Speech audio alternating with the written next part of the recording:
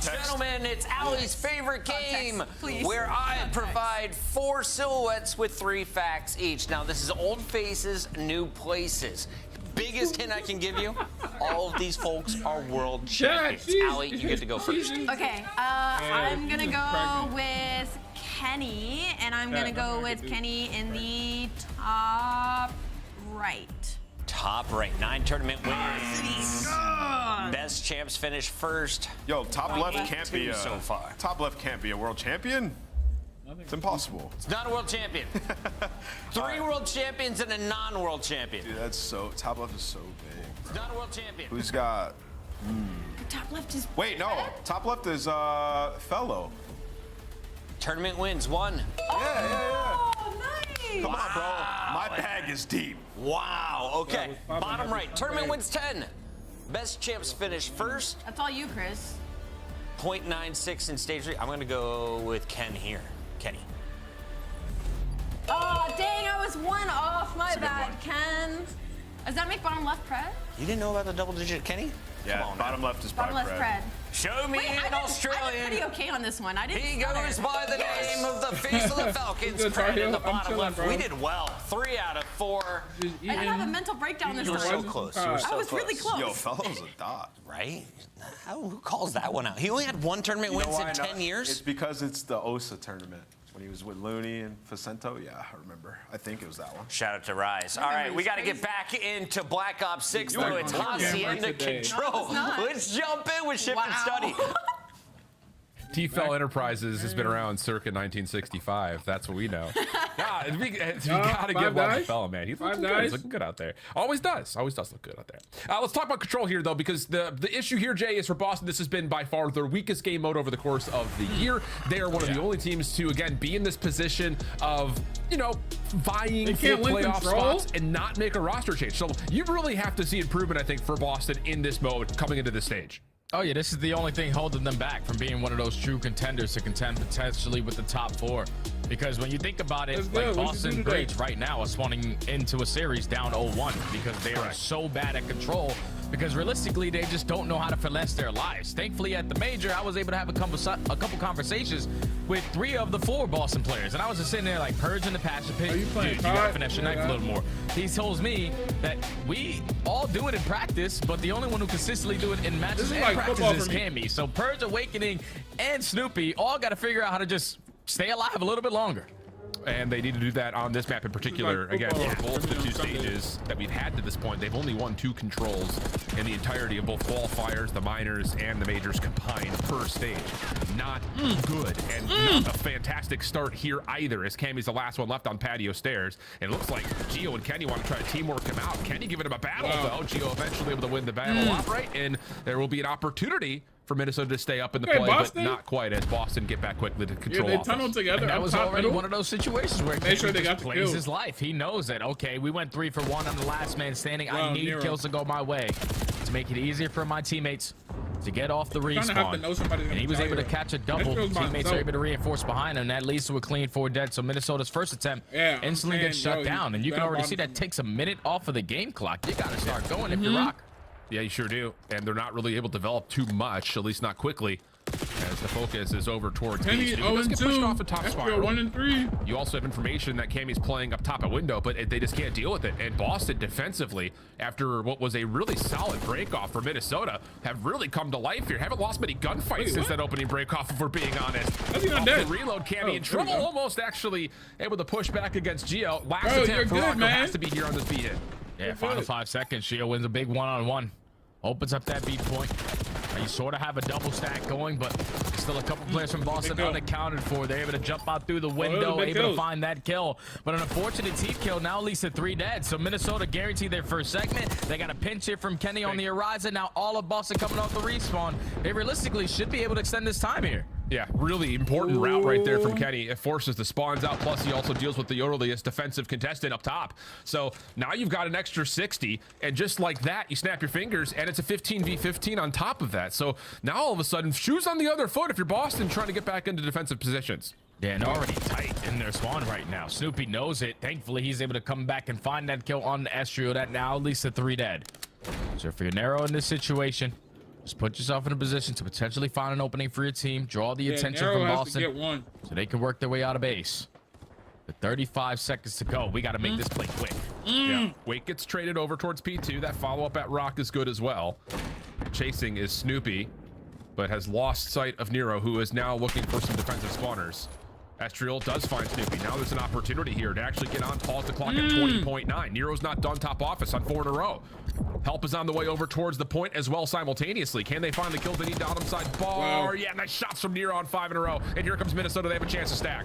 Yeah, this double stack going. Awakening's the only player to find a kill there, so now it's on him to just stall out time. Your teammates are not near the plate. His second segment is going to be guaranteed. Wow. Big win on this pinch. Needs to find something. Oh my God. Nero still alive and kicking. Gets the 10 and 4. Cammy pushes both players off. Now it's just down to Gio. This would be like a 1v3 essentially for him.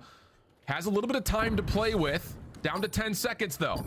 This next play has to be successful on the zone itself. Gio, couple of defenders seen over towards patio side. Estriel down low. None of those gunfights coming through, and it's just on to Kenny, and he's going to be held outside of Fountain. Still, though, to get 5 ticks of progress, that's amazing round by Rocker. Stonewall defense is impressive for Rocker. Oh, yeah, without question, man. Final 10 seconds, we make the last hoorah push over towards B, and all the kills go our way, even a team kill from Boston allows us to extend that time. Walking away with 5 seconds when you were 10 seconds away with walking away with none. It's definitely chef's kiss. Boston at least stands strong on the defense in that final moment. Even though Awakening didn't get a kill on that pinch besides the one opening it, when it turned into a 1v3 and then he flanks through close. Just him drawing the attention right there from Rocker couldn't really allow them to stack all their attention from to bottom line or top office. So that allows the teammates to just fly on in off the respawn, find the kills, and then hold strong to secure the first defense. All right, now we swap the sides. See what Boston can manifest on their break off here. Trophy system over towards Arches. Looking for some early influence to play this B approach through fences, but it doesn't really work out. Kenny holding the stone wall. He's able to find himself too. Nero a follow up through stairs, and Kenny's now the last one left. And Minnesota seems to know that he's playing, over the top of fences. Kenny, good start, 3 in a row. Shot down the initial B push. Now Boston to waste time working out of their spawn. They're taking their time on the approach. Someone going slow and steady in towards Secret, the other two attacking from Rock side. They're just looking for kills to go their way. And Snoopy opens up with the first Awakening time for you to strike. That's already 3 dead. Last player here is going to be Nero. Snoopy's able to get out of dodge. Fantastic play to finesse your knife there. Now you can work some segments here at B. And you get a little bit of further positioning over through Tin. Kind of scaling this offense a little bit further beyond the bounds of the zone. Purge up top, just trying to be a nuisance. Seen, dealt with. Gio, nice shots down low. 2 members on though for Boston. Second tick is going to get locked. Third on the way. Awakening finds one more before falling, giving Snoopy and Cammy a shot at this. It's just down to Kenny. Last one left. He's got a 1v1 with Cammy. Over the top of the fence, his opening shots are decent for both players, but help is here. Now the pinch from Purge is coming through, though. He's going to find 2. More in front of him, but Gio shuts it down, and that third tick stays empty. Yeah, third tick stays empty, but at least you have Awakening already put himself in position to find a couple freebies. That's 2 dead. You have the numbers advantage. Snoopy on the pinch makes it 3. The only player unaccounted for is Kenny, the guy who on the first attempt. He's all the way pushed out towards well. They know Awakening sitting in towards Bowhouse. Good shout. Appreciate you. But now it's on Kenny. How was that? Is that better? Couldn't get there in time to get the final kills on the zone. So an extra 60 seconds comes through for Boston. Plus they hold a life advantage. Minute 15 is what they'll have to work with. Awakening off his respawn, trying to hold over towards P4, shut down. The rest of the hit, though, is still here. Can they out-trade this? Estriel in trouble, but whoa. Help from Nero comes through the nick of time, and Minnesota will still hold on towards open hallway. Oh, and now this is on Purge. Wow. Can you open up a lane for your team? You at least find the first kill. Now just get out of dodge for next your life. You are listening to the Yonk. 50 seconds left to go. Boston up by 1 life, and now Purge with the repositioning might catch a couple more free kills. He sees him. Seen him, but doesn't make a difference. Purge too clean with it. 11 plays, terrible 9, stun. 40 seconds on the clock. Boston still finding kills, not allowing Minnesota to get this defense in towards their spawn. Play on the point, now starting to come through with a couple of members. Estriel gets 1 before dropping. Awakening going to join the effort on the point as the first tick comes through. More potentially on the way. Purge is holding up top. He's in a really good spot to watch this. Has the first in front of him. Not able to deal with the second. Can Nero clean the point up though? Second tick is looking good. That's guaranteed. Now can you get on in and stop this third one? If you are Rocker, Nero and Estriel already combined for 2. Soupy knows he's stuck between a rock and a hard place. I have to try to get on out, but it's 3 dead. Another 6v5 round. Purge just gonna back on up. Final push here from Boston. Purge hoping he can maybe catch a rock. Remember, a little bit too aggressive. Semtex has Purge weak with the opening shots that are there with him, but off the regen, Cammy's able to find one. Now here comes the play forward with Snoopy in the mix, but Gio holds on nicely. The rest of this hit, though, starts to make a play through connector. Kenny right here and try to save the day, and he's gonna find two. 3v2 situation. Last two members up are Purge and Snoopy. 3 seconds on the clock. You've got to jump in. You've got to touch. Purge the one that goes to first. Catches the kill. You got to stay in the zone, though. You got to stay in the zone. 0.0, but caught as the window play from defensive side of Minnesota looks solid. And it's Kenny who saves the round through connector to get Minnesota their defensive win. It's exactly what it is, man. Kenny just working his way through L side, catching the timing on 2 players with that double. Obviously, no more respawns on both ends. You just had the numbers advantage to close out that round. Yeah, I will have to be after, right? Able to only allow 5 segments to get away from them. They tie the game up at 1. Wait, I don't get what you're saying. Double was the difference here in this one. If he doesn't get it, if he only gets 1 and he gets taken care of, numbers heavily in favor of Boston, but tie game now. Really tight in these first 2 rounds. Caddy will retain a 4 spree coming into their next offensive effort. Trophy system down for both teams over the top of this B zone. Purge dealt with. That's now 5 for Kenny. What it is. With an SMG to work with. He just slides right on into him. Trade good for Gio, but the Minnesota offense has been stalled. And now it's on Gio. Kenny trying to make up some ground for that stall. Get a couple kills over towards the speed point, but at least Esther off the respawn finds that kill onto Awakening. Gio now on 4 in a row, takes down Cammy. So it's already 2 dead. You got narrowed position to play for those corners. We just got to hop on the point. Currently on B. Now Gio off the mantle. Semtex out. Good help. That's crazy. Right team got there so fast. First pick is in. Second being worked on as Gio and Estriel still trying to force this one forward. Nero the last one remaining, but Purge finds the kill. Now the 1v1 with Kenny. And both players trying to just find. Ooh, that's a big win. The shots clean as the trophy system gets placed, and you thought maybe Kenny could keep the play alive, rather. But Snoopy deals with it, and Boston will find quick, successive kills, and now be in a position to put the spawn trap in play. Yeah, they reinforced immediately over towards Rock. Found a double with Kenny also falling. So now 3 off the reset. You can push up and take some space away, and we got everything covered. 25 seconds. Rocker only have 1 segment to their name. 20v17. Last push going to be over here towards B. Not again. Surely not. Purge, good first. He's got help nearby. Cammy's with him, and that help comes through immediately. 10 seconds on the clock. And Minnesota are just not going to have the time to get to a zone unless Nero can find this 1v1 towards open hall and jump onto A. Not going to happen. Really solid defense. This time it does get converted beautifully by Boston. Yeah, it's fantastically played from there, right there from Boston, man. Just finessing your life a little bit longer. We're playing cruddy angles. We are understanding our timings. Okay, 3 go dead. 5 seconds till they come off the respawn. I can take space well. I can take space at Lambo and just wait for them to run into me. So far, been the recipe for success here on Boston. Looking a lot more well polished so far, in control. I'm definitely watching. Playing a lot more consistent. The ARs are holding down their power lanes, and their SMGs aren't taking too many risks. They have definitely been putting in practice, and it's showing. Oh, without question. Yeah, defensively speaking, you don't really ask for much more, and really either of those 2 zones, outside of the fact that obviously that last breakdown on round 1 comes through, but for the most part, this has been really clean for Boston. Now this break off up top towards Fire Hall's looking good. Snoopy catches the first. Estriel trying to follow up on it, but denied. And Snoopy is thinking, yep, I've got help from an AR. Let's just go ahead, jump out, get on defenses, and get to work on the B zone. Use him. Just stay down. The segment might be guaranteed here unless Gio's going to time this to contest at the right second. But he jumps on in, also wins that gunfight. I swear, like whenever I watch Gio with that AR in hand, even versus SMGs up close and personal, he has a really good chance of winning the gunny. And whenever he finds himself in that kind of mode, it's always very difficult to take him down. He single-handedly shuts down that B push. Now Boston forced to work their rotation on the OE through Rock side, and they at least are trading now and taking space away. Another one of those maps that you start to look up towards the scoreboard and you say, who's going to be the hero to keep this it's not going to be soon, bro. It's not going to be soon. Alive, as Estriel's just 13 and 25. This is the first game of 3 today. Awakening being able to catch off one by surprise and another. Wow, Kenny in the corner. Thought he would have had him dead to rights, but not the case. And so now it's just on to Estriel. The wrap for Boston heading over towards B, and they're going to get the second tick, especially with Purge able to find 2 up on the corner. Okay, they got him 1. Yeah, that's going to make that so much easier at this B point. The only play you haven't accounted for is Estriel, but you should somewhat know that he touched that A point. He's most likely working the pinch. Now the positioning is known. You're trying to isolate onto that gunfight, adding that extra minute to the game clock. You're currently up by 7 lives. Boston's playing so good. Now. And they very well may. Cammy holding on to Office is on 3 in a row. Snoopy from the other angle. Big gunfight win versus Geo. And Awakening will just put the controller down on the zone at the moment. He is on A and hanging out while his team is absolutely frying. 5 for the Cam Man. Oh, are we going to continue to just give him 1 for once? Maybe.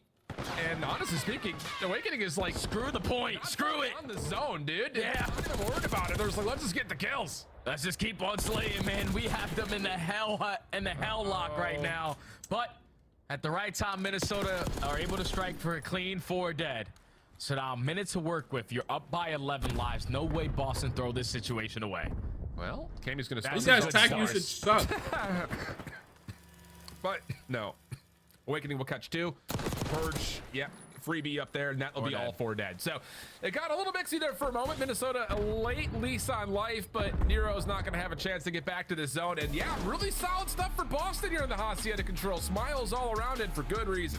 It literally does not get any better than that. These guys could not find their kills. They couldn't find their timings before stage 3 started in control. They were without question probably the worst control team that we had in the game. Yeah. But when you put in practice, when you go through all those leaps and bruises of everything that you have been through in that mode, eventually something has got to shine at the end. And just a little bit of communication, a little bit of practice of how they want to finesse these plays, how they properly want to set up these plays, and just valuing your life a lot more. Right there from Boston Breach allows them to finesse. Yeah, Boston was allows really them to bad keep at on control. being a part of the play. Allows them to open up with multiple double kills because they're getting better at the right on time. the side of Major Boston 3 will heading into find the success at a certain time. Yeah. But if They're that's doing the well. improvements you were looking for Boston Breach, they definitely showed it there. And now they're up 2-1 in the series. Yeah, really good stuff. I mean, again, like you just look at just the simple fact that round 1 could have been maybe a little bit cleaner from the defensive side, but other than that, it's passes the eye test. You know, against a Minnesota team that, honestly speaking, their control I thought had kind of improved throughout at least the qualifying portion of the stage, especially in the opening weeks or so. Kind of suffered a little bit as we got into the major itself, not winning a single round while they were in Texas, but still, it's just one of those things that you start to look at this Minnesota team, and I think we often look at the control as being the spark for this team to get back into Sears when they start slow. If they could find a way to start hot and win controls, they become a major threat towards, you know, some of the top teams that are in the game. But here today, right now, I would give every single one of those rounds a really solid nod to Boston. Oh yeah, without question, man. And even in the first round, final 10 seconds is just a hoorah play right there from Minnesota Rocker. They found a couple clutch kills. They also found 3 in sync, so they were able to stack the point, extend the time a little bit longer, and walk away with 5 segments. Besides that one mishap, though, Boston basically played this to perfection. And that's what the response you were looking for. That was you're 13 always in a and series 29 down 0-1 because you are terrible at control. But now you have an opportunity to turn that around. So far, you're 1-0 in this stage, 2-0 in control, and you're playing all these bubble teams that you need to play really hard versus. And right now, if this is going to be the recipe for success for you, the 2-3-5s, then I'll take it. Sure, absolutely. And, you know, it's interesting that we get a red card for map number 4. I think in particular, when Boston first came onto the scene this year, it looked like that was going to be their go-to hard point. Oh, yeah. I mean, Snoopy was running around everybody. That included this Minnesota Rocker team. They haven't played it much, though, in the course of Stage 2. A lot of the focus had been on playing Hacienda and Skyline. So there is a little bit of a level of bringing this Boston team almost back to what they looked like at the beginning of the year. Whereas on the other side for Minnesota, of course, new roster, so maybe some new preferences, but this is also a team that put a lot of weight onto their Skyline and hasn't played red card a ton in the last handful of weeks. So definitely feels like a square up, but not for any good reason outside the fact that both these two teams are rather unrehearsed on it. Yeah, and then when you look at this stat right here for Rocker so far on the season, we've always known Minnesota Rocker, they start slow in series, but whenever you're thinking that their backs are against the wall, they stand no chance at winning, most likely gonna get 3-0. No, they start the fight. They show fight in control. Unfortunately, lose that one there, but the map 4s are way different than the map number ones. A 10-8 record, a lot more success here to try to force that game number 5. Just on a squad who were on a 9-game losing streak in HP before taking that opening skyline. As hard points are a struggle for them. In Boston Breach right now, their guns are definitely high. You need to be shooting with these guys. Oh, 100% the case. Yeah. Should be a fun one. Yes, sir. We're chilling. Any wagers, Jay, on whether or not this goes to game time? I feel like every time we watch Minnesota play this map, it goes to game time. Yeah, but now with Kenny into the mix, I don't think that he's going to allow that to happen. Someone hop the OBJ. I'm watching over you. All right. See how things go. Do y'all have 5 guys? You The have map 8, 1 5 guys? was everything Minnesota needed to kick off this series on the right foot. But since that fries, point, the Rocker have sandwich, and the struggled shake. to really kind of keep up with what Boston have thrown their direction. And on a map like Red Card, where again, just as we previously mentioned, this is one of those maps that we looked at and said Boston could possibly be a dominant force on this map. Has not been as much of a crucial part of the map set as we would have figured at the beginning of the year, but still, the same storylines apply. Can you keep an eye on Snoopy, because you know he's going to get wild. Let's see what they do right here. With that SMG, probably the only SMG on the side of Boston. He is going Boston's looking to win the series right now. Nuisance as much as he possibly can. But it's all going to be about the ARs here. Minnesota Rocky, you add a player like Kenny to the mix to play a map like Red Card, where we know that Gio's presence is going to be felt. Sometimes Pollux is there, sometimes he wasn't. But Kenny, you got to be here to try to force game 5. Well, really strong start here for Boston. I mean, just about as flawless as you could ever draw up on the notebook, as Kenny's the only one who finds a kill in the first 15 seconds. Will freely go to Boston. Purge following up. Now he's on 3 in a row and playing a really solid cutoff spot. He just completely stalls out the Rocker completely. And now you're almost stuck spawning in a really miserable spot, and that slow start from Minnesota is starting to creep a little bit here into map number 4. Hey, but you do want those spawns for P2. You want to stay out towards stage side, and at the right time they're striking. Snoopy on the with those flank. kills in their Oh, he gets red by Technically Kenny. not Wow. going to win the rotation over towards New. They do have one player currently in the HP, but Purge should have a freebie. He unfortunately does not. So now Minnesota in the power spot to work their way right back into this game. Oh, that doesn't help. That's unfortunate. Trophy system takes out Nero, but Minnesota is still a position to fight from inside the hard point. Purge getting some arches control. Middle of the map now being won back by Awakening. Estro needs to have a better game. Finessing for his life. He's got a little bit of help from Nero, but you can't see much from backside hot dog stand, especially with Nero pulling over towards goal. Great. So that's enough for Boston to use their numbers. Through, and they actually do catch. Yes! Oh my God! Pinch works out beautifully. Minnesota will find the rewipe. Yeah, they're able to stabilize on that situation. Still control the spawns. They're trying to chain it over towards that B3. Estro trying to make sure they don't flank him, but they are. Early off the road, though. He's going to have his hands full. Only able to take down one. Purge effective on the trade. And now if you're Purge, you just want to stay out, because your teammates now, if they die in this situation with 5 seconds left, you're still going to spawn in the backside of Old. So it's all on Purge off this roto. Now he's got a really good idea on where Nero's coming from and tallies that for an elimination. Semtex and Stun trying to hold him back. Purge still trying to force the battle. Didn't really have help with him. And that's enough for Minnesota to deal with the pressure on the backside of the hard point and now start to establish their setup. But from the front, this is looking good. Okay, Minnesota, they're playing really well. Number 1 for Rocker. Wow, so Estro with showing 2 it here in huge map kills number right 4. There's a clean 4 dead. At least the Boston all spawning towards the front. They have yet to be able to touch in towards P3.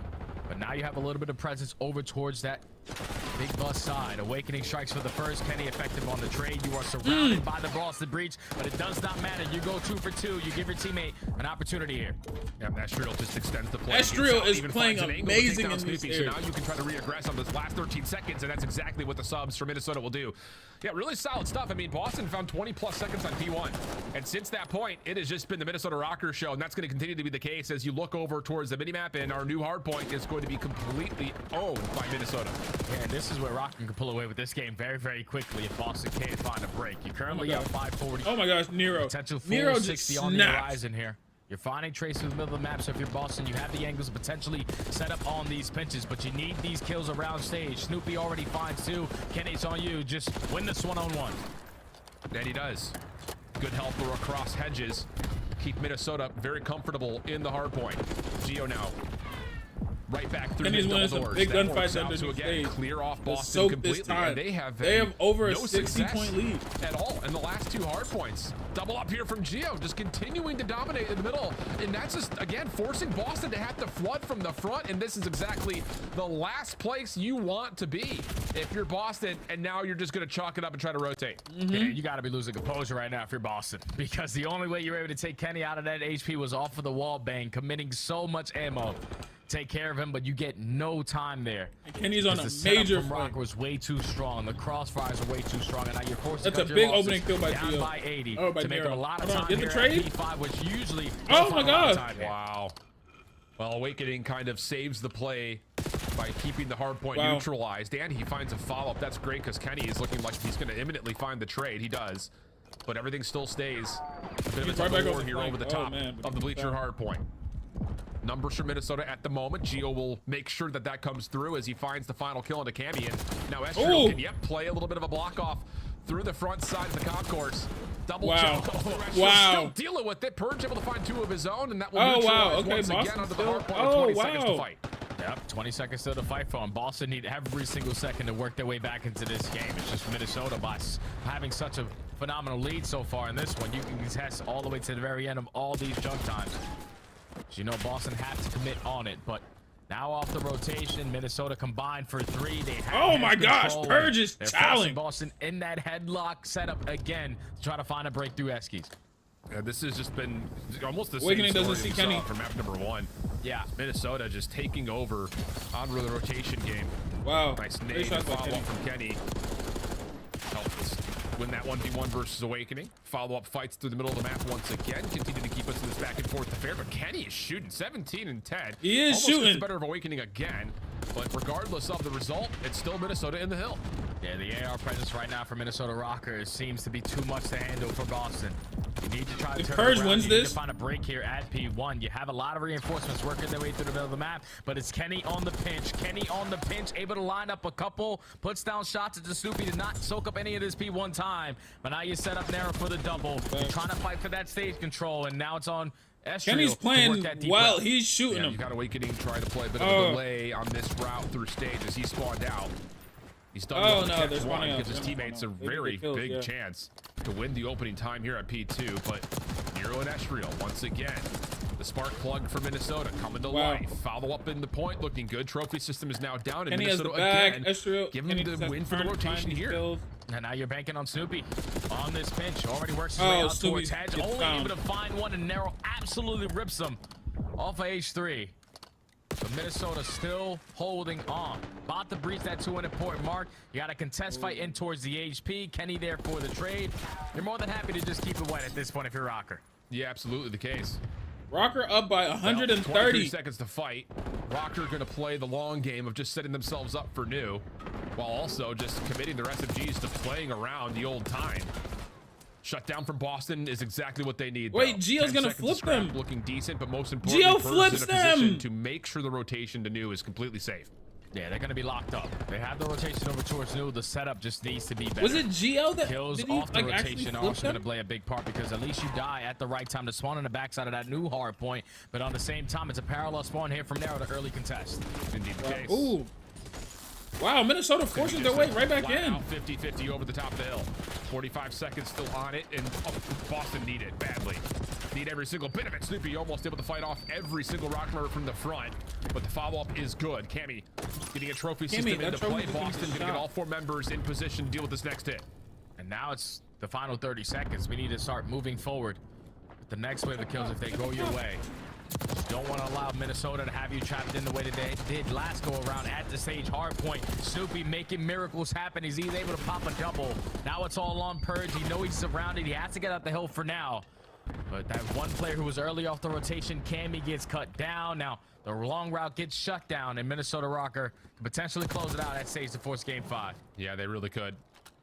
Setup is there. Boston will have to win Yeah, they're this going first right back set to of the same fights. setup. Estriel down See, bottom, Nero up Kenny top, on Estriel on outer, the point, Kenny Nero on watching top from flat, three. and Everything Nero is gets locked taken out. down. So hold Just on. comes down to There's like can a they hole win in the their setup. fights. But Kenny So far, finds so good. one. 230 to 112. Take Kenny just runs out of Just traded, ammunition.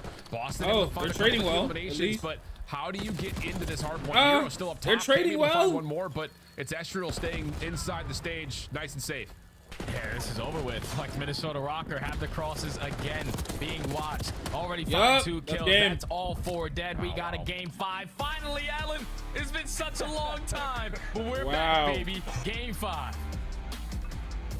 Minnesota's hardpoint game looks really solid. I have to give Wow. it. I mean, legitimately, map number 1 looked really tight. They had maybe one mistake were over the top of P1. They were like getting a little bit shredded at the end of the game, but still won the rotation to P2. Here on this map, I don't even know if they lost a single rotation, I'll be honest with you. It just felt like from the get-go, outside of the opening P1, Minnesota just knew exactly what timings they want to hit. They were good on manipulating spawns. They were good on making sure that when they were in a bad situation, you make the best of it by kind of setting up natural pinches. It just, everything looked so clean for Minnesota. And once again, you take a look at the guy with the top damage. It's Kenny, 30 and 15 with 10 assists. Oh, man, that's why I'm telling you, if you're Rocker, you're happy as hell that this guy fell to a free agent. Because to get a leader and an AR player of his caliber who can also switch it up to the SMG, obviously he wasn't performing with Optic. But sometimes it's just about the environment, and so far he's looking real comfortable in purple. And it's just like his leadership combined with his gameplay, you can just tell how in control of the game Rocker were from start to finish, man. They were winning every rotation. They were trapping Boston every single time on some of those power heroes where they were thinking, okay, it's fine. We could be in this position. We should be able to get on out. But not to score a single second over towards stage, to barely get any time on the first go around at B3. They were just playing catch up the entire time, and Minnesota Rocker take that one with ease. But we've got a map 5, and it's on one of our other new maps. We've got Dealership coming into play. We'll see how both these two teams have been able to prep themselves up on our most recently additional map for Search and Destroy. See how things go. It's going to be a tight one. Both teams would desperately like a win, and it comes down to Dealership next after the break.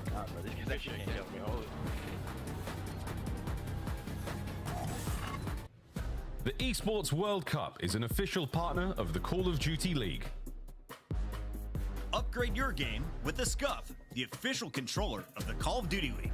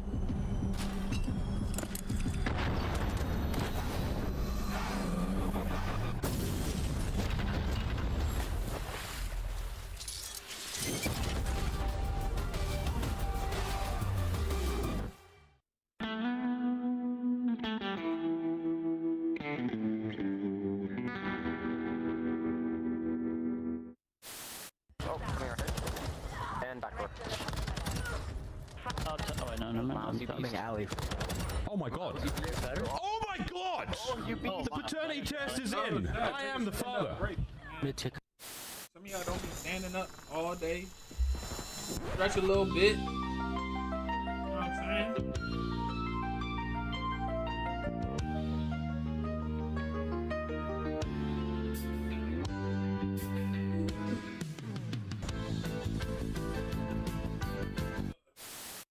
We're good.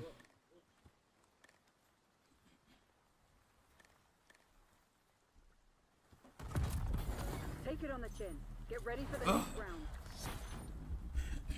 Wow. Okay. Well, something to note. Never f***ing dive off that ever again. Search and destroy. Wow. Okay. Watch those boys search like that. Oh my god, they're checked. I got it so bad.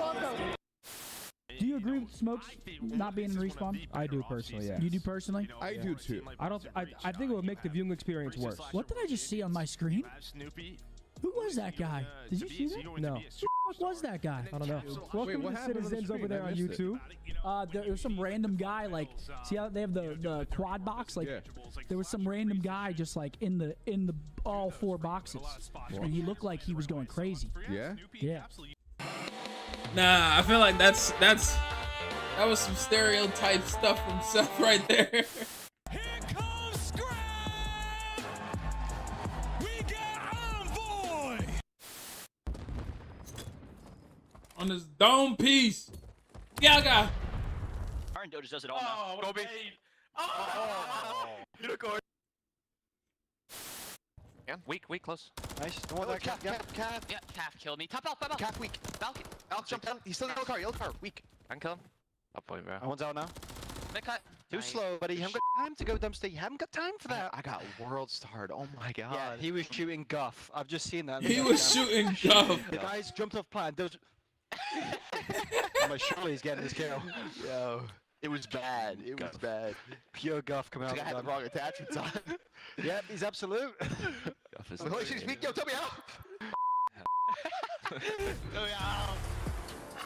All right, map number 5. Fist bumps are already out, Jay. We're just gonna dig right into the action. Map Looks 5, like let's get it, let's get it. Boston trying to do, I won't say the unthinkable, but maybe the improbable. They have an opportunity to start off this stage 2-0 in their qualifiers while Minnesota's fighting for their first win in only a 5-match qualification stage. It's gonna be a barn burn. Oh yeah, this is going to be a mixy one, man. It's crazy to me though that we cast challengers and we cast CDL. When we casted challengers, I feel like on dealership is a lot of early offensive success. So far throughout the CDL, it's been the majority of defensive success. But thankfully, you got a couple of game breakers on both ends. Narrow for Rocker, and then the opposite side, you know what Cammy did in map number 2, 11-4. But we already know this is going to be Snoopy's play round. He had an insane 1v2 clutch in this previous series versus Toronto, and was just able to manipulate the let him map the play way the that he game, did. yo. And if you remember what map 2 was like, Boston dominated in the first bloods. Let If him you play allow the him to do that game. on a map like dealership, you're simply not going to stand a chance. So Rocker got to figure it out and figure it out quick. Let them see what they We'll can see do. what they want to try to develop, as there's already the defensive Casters, man, I play swear, casters be lingering through A. But no one's even taking a Yo, look make at sure the y'all drop B a like site. on the And stream to for me, get please. a quick plant You're like this enjoying. at B is mind-blowing. Great. Minnesota now have to try to play retake, and this post plant's Oh, very Kenny. dynamic. Oh, thankfully Awakening's able to get out though, because I thought he was going to give up a freebie for the You first gotta know kill. Purge is in this 15 corner. seconds Yeah. already gone. Purge playing tight in the corner is going to get picked off. Now you just got to stall out time if you're breach. Yeah, so far so good. Awakening for 1, dealt with Wow. by Nero. Any trades? Actually, interestingly enough, Cammy and Supergirl are trying to hold this from the front. Heck no, heck no. Case and Nero just jumps right on into the That wasn't- action. that wasn't the finds play. I'm all so sorry. 4 in the round, including the last 2 simultaneously. That was not the play. An ace right there from the game breaker, Nero. What time That is it was now? not Yeah, the 4 play. o'clock, not 3 p.m. Oh yeah, he's I don't know locked why in. they played it so tight. Set the tone in that early corner. on, It's and I love like that a- play call right there there's from nothing Rocker. in Even that though the corner, bomb no plant funny. went down for free. Like Like, you I would probably just know wanna that switch somebody's your in that positioning corner. there. That's Don't the give new up your default life corner on that for that first blood. But Rocker already coming in with the game plan. We're shutting down that A play because we are banking now on our retakes. And if you find that opening kill with narrow striking first and then isolate them in towards the cafe, it makes your job a whole Like, lot look at how easier with small that this mid-map site is. control. You know what I'm Rocker, saying? secure the first. It's too compact. Definitely And it different, has but like it works out 1, nicely. Now all of a sudden, Rocker 2, hitting 4, the gas right through mid-map, trying to get to the window to be. 4 That will lines of work sight. out. Like, it's Purge, not who the best was area to play largely in. responsible for middle, was playing it passively. And now it's just down to him and Cammy. I think Purge, no, he actually does not see him on that corner. And he's saying, oh, my bad, Cam. I told you they were going A. No, they're here at B. And now you don't know what. Like, the you timing know is somebody's like, in but that this corner at all time, times. Kenny switches up the positioning there from Purge. He said, "You played this one and you stood up and got picked. This time I lay down and have a better angle." He's able to win that gunfight, make it a 1v3, and just too many numbers on the side of Rocker. Secures a very quick attacking round. And I'm just loving the pacing right now for Minnesota because all of that rewind, it was Boston dictating of how the map was going to be played. Yeah. So far, 2 quick rounds of Minnesota taking away A site, first of all, on their defense, but then immediately with that mid-map pressure, They're getting both those vibey. players that beat, get the bomb down. Looks play like your Rocker numbers, are kind of and vibey. successful on the post play. Breach are about so that far, business. 2-0. See what Minnesota want to do on this defense, because like you mentioned, the wild success that they found through A means that that set play was never seen. Trophy system down keeps the incoming nades Oh my away, gosh. but not the cars. Awakening will explode as it tries to approach the A site. Geo right there from the backside with Estriel to shut this down, leaving it just to Purge, and he's really got nowhere to go but out. Yeah, 1v3. They're chasing you down. They're not going to allow you to get out for free, but Purge is already been able to get out of Dodge. Yeah. Now you reset here with the bomb being down at A, but once that information is gained, Kenny also has an AR in the back pocket. And this so far has been a very quick S&D map from Rocker. Yeah, and I love that call from Yikes. Rocker. It's nothing different than what it looked like they tried to do in round number 1. The only difference is there's trophy systems in the third, so Yeah. nades don't fully get to the corner, Yo, but the van something's still wrong blows with up. Kenny's so Boston aim. tried to play with tempo behind that trophy system. Because that boy's Doesn't make a gun is difference if you've got bouncing. exploding vehicles in your face. And then just, again, chasing down Purge, but knowing the That bomb is boy down its Kenny street. gun is Very bouncing. easy call to try to play a little bit further forward, but not lose sight of the bomb.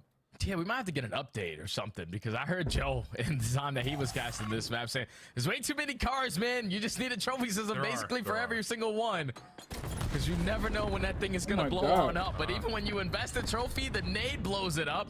So now you cannot commit everything over towards it. You're going to retake through the middle of the map, and not a single player from Boston did contest it. Yeah, that's just one of those moments where the frag just beats the trophy to the ground. So Minnesota can't really develop the play towards A. They get mid-map, though, again for free. So surprising to see that come through. And that's going to lead to another plant situation with Boston looking to retake with all 4 from the front. Yeah, they're going to retake this stone very, very quickly. They have the numbers. You got to try to isolate. Oh my gosh. Strike at the right time. Everyone's a one-on-one. Now Gio in a 1v4. What are we waiting for? Someone hop the bomb. Thank you. A little bit of timing here. But no, not going to happen. Okay, that'll work. I mean, I think there's one of those moments where the astonishment of Minnesota saying like, whoa, we get mid for free again. Let's just try to hop this, but don't have, you know, that's an adjustment. That's a mid-round adjustment coming out from when they initially wanted to develop over towards A. So that trophy system gets down a little bit late. Guns aren't fully up. Estriel's in trouble. Everything just kind of falls apart in Boston quick on the flood. Can find every single kill they need right from the front. Yeah, it's just tough there for Minnesota because the objective player is the first guy that you're focusing on because everyone that's trying to watch over him is playing their timings. Obviously, they just cut through the middle of the map. Flank was open, so you had to put someone in a position to watch that. But then the player who was scouting over from that mid window gets back down and you simply get outnumbered in that retake. So Boston able to put one on the board, and now they're trying to dictate how the map is going to be played. The aggression through the middle. Oh, wow. Awakening on the opposite side strikes at the first blood. I absolutely love that. Boston is stuck at Estriel's mid. not So gonna many be able to nades pick being this up. tossed their direction. But as you start to see nades come through the B windows, Awakening says, all right, I'm going to try to find this 1v1. And it works out beautifully. Now a lot of pressure on Minnesota to try to deal with this. And it may come down to Estriel timing-wise here at front office window. Yeah, he wasn't expecting the caterpillar plays there from the Boston Breach SMGs. They find that kill, instantly put them in a 4v2. Big one by Awakening Gio. gets too aggressive and gifts one right there to Gio. Another And the big same one thing by could Kenny. be set on the opposite side for Kenny. Makes it a 2v2. Bomb planted at B though. Wow. Very doable, especially with Kenny finding that kill on the other side of the map. It will make Boston consider the potential for a long flank. And you can see Purge is way out of the picture, leaving Snoopy just to sit here and throw shoulders. And he's got to kind of check for 2 angles at once. And he kind of misses the timing on the first. Purge gets pushed off. Now here comes the isolation over towards the front side at Kitchen. Kenny's already over towards the bomb. Hasn't hopped for it yet. But this play from Gio could work out perfectly, but no, maybe the door has been heard, maybe not. Hard to say, 13 seconds though on the clock. Gio has to try to chase down the kill, and he's got to make the jump happen. Wow. And of course, everyone knows about that, including the last standing member for Boston, who just waits for it, finds the kill, and there's no worries. Oh, definitely a little bit worrisome though, because that was a 2v4 you almost threw away. 2 players trying to work those long angles, both get isolated, and then the 2v2 even with Purge. Repositioning himself over through the middle of the map, information gets gained. And I thought Gio on that repinch to that side room was almost going to be able to line up a double, just simply ran out of time there. Minnesota Rocker almost pulling out the 2v4 clutch, but Boston able to stabilize, take the round, now only down by 1. This time the trophy system gets placed a little bit further back, and it does find success to keep this Minnesota offense safe on the corner. But Good shots. yeah, I was gonna say it still doesn't help taking away the long range angle the Cammy's on. Secondary trophy gets placed behind us. Looks like Minnesota do want to just kind of force this, but Nero the with window 2. catches 2. Someone I thought for sure was watching it, not the case, and all of a sudden we're into a 2v2. Yeah, we were just trying to isolate that gunfight onto Estriel. They eventually get it, but now in a 2v2, you're still in a battle. 31 HP in the dream. Cammy just going to play his life. Awakening watching over him. Yeah, you know they're different. Now we stabilize on the map. 45 seconds, Minnesota Rocker rotating. Yeah, we cut contact, we cut noise. Oh, we're Cammy! trying to put some pressure on the Boston defense, but Cammy's in the Cammy! follow up. Good prediction. Shuts down the play, backdoor garage, and all of a sudden we find ourselves deadlocked as Boston have really put these last couple of rounds together nicely. There's been some massive first bloods on the side of Boston, man. That was the story of map number 2. Yo, that's what I'm saying. Kenny's getting beamed, bro. And one of those rounds still going in Kenny's favor of Minnesota. beamed. You open up with that first kill. You put yourself in an early man advantage. You can Crazy. isolate on some of these gunfights because someone's going to try to make up for it. But thankfully, the repositioning out of both teams, a little bit better there out of Boston. They were playing for that push through garage. able to catch the double to tie the game up. Rocker heavy stack at mid. Really only using a couple of stuns there by the sound of it. One last follow-up just to make sure. But yeah, I think that's at least 3, if not all 4 stuns from Minnesota being popped. They don't find the content they want at middle, and now the delayed hit comes through. Just the absolute worst case scenario. It does get traded away, but still, that's good news for Boston, able to open up the space. Yeah, without question, man, because now they don't really have to put a lot of focus on the tax being invested. Kenny is able to find the kill, though. While the bomb is getting planted at B, and Cammy, unfortunately, you were going to give a high 5 there to Gio. It's a 1v2 for Snoopy. Just playing inside the hut. Nero is good insane. Prediction. Slide, gun up for Nero. Works out nicely. No contact, Nero no conflict, is insane. no problems. Even though initially it looked like Minnesota was going to get fooled. Just so much investment through mid, and that's just all it is a delayed hit for Boston that starts to open up the map. Nero is actually follow-up insane. eliminations Like, that around whole the time, outside, I'm like, especially down towards the I was like, bottom can for Kenny, Snoopy win are this? I critical think. towards making sure that Minnesota defense But stays Nere's like just into a really good don't spot. miss his one. Yeah, because the majority of those kills that went down that round, as soon as it started off for Boston, it was instantly responded by Minnesota Rocker. As soon as as soon as Cammy found a kill in towards Garage, Estriel was there to trade. The only one that wasn't untraded was Kenny finding that kill onto Awakening over towards B while the bomb was getting planted. Massive play from him to just get that one, get out of dodge, keep the man advantage on his side, and then the retake even better. Rocker take the advantage again. Hit over towards B. This time the defense going to get there. Awakening's knee has been seen. So that's enough to know that for Minnesota, this approach is going to be heavily contested. Trophy system deleted, though. And Oh my God! The lineup instead before the stun comes through. What a critical 1-for-2 exchange that is for Awakening. And Boston should feel pretty comfortable that this defense is still solid. Yeah, Rocker played that just too fast. I know Kenny's definitely commented, there's a trophy there, let me shoot it out, let's invest in stun. But by the time he throws the stun, 2 of the teammates get aggressive at the wrong time. And Awakening, who looked like he was going to get blooded, finds a double. Down to 2v3 for Rocker. The aggression going to be here for Boston as they have the numbers to fly through dealership. Weird. They tie the game. Wow. This has just been such a flip of a switch for Boston. And I will say this round in particular is just really beautiful timing and maybe a stroke of luck from Awakening because he's seen, tagged, and then the stun's out already. It looks like Minnesota are trying to chow as soon as that stun pops, but it doesn't get there in time, and Awakening finds the lineup to essentially just turn the round before he gets isolated. That is unbelievably good from Wake. Yeah, just a little too fast there from Rocker. But a massive round there from Wake. Ties the game up. Now Boston going to take the slow and steady approach on this offense. Let's see what Minnesota are trying to take away from them. Minnesota is kind of just spread around so across far. the map. Everything is dead silent. Now we're going to start to They rotate definitely over have towards more B. presence towards A than B, though. So Minnesota's And they're doing this with no utility. This is just a contact play. Wow. Minnesota aren't mad about this, though, Alan. Silent. They retook it the last time with ease in Correct. a 4v4, so. But the difference here, Jay, is that there's trophy systems for Boston, and they have a full tool belt where the utility is still used. Yeah, and everyone backs on up, too. No one's going to give up their life for free, so 30 seconds to go. Minnesota, again, need to play a little bit quicker. Oh, but first blood comes through mid. Awakening on the corner. Good. Oh my God! Is there. Estriel falls still, but the problem is Minnesota just hop on for the defuse. About to say, that's a good pick initially, but Estriel is just essentially playing bait. He's just like, I'm just going to throw my life in, see if they can focus on me while we hop for the bomb, and Boston's just too far back.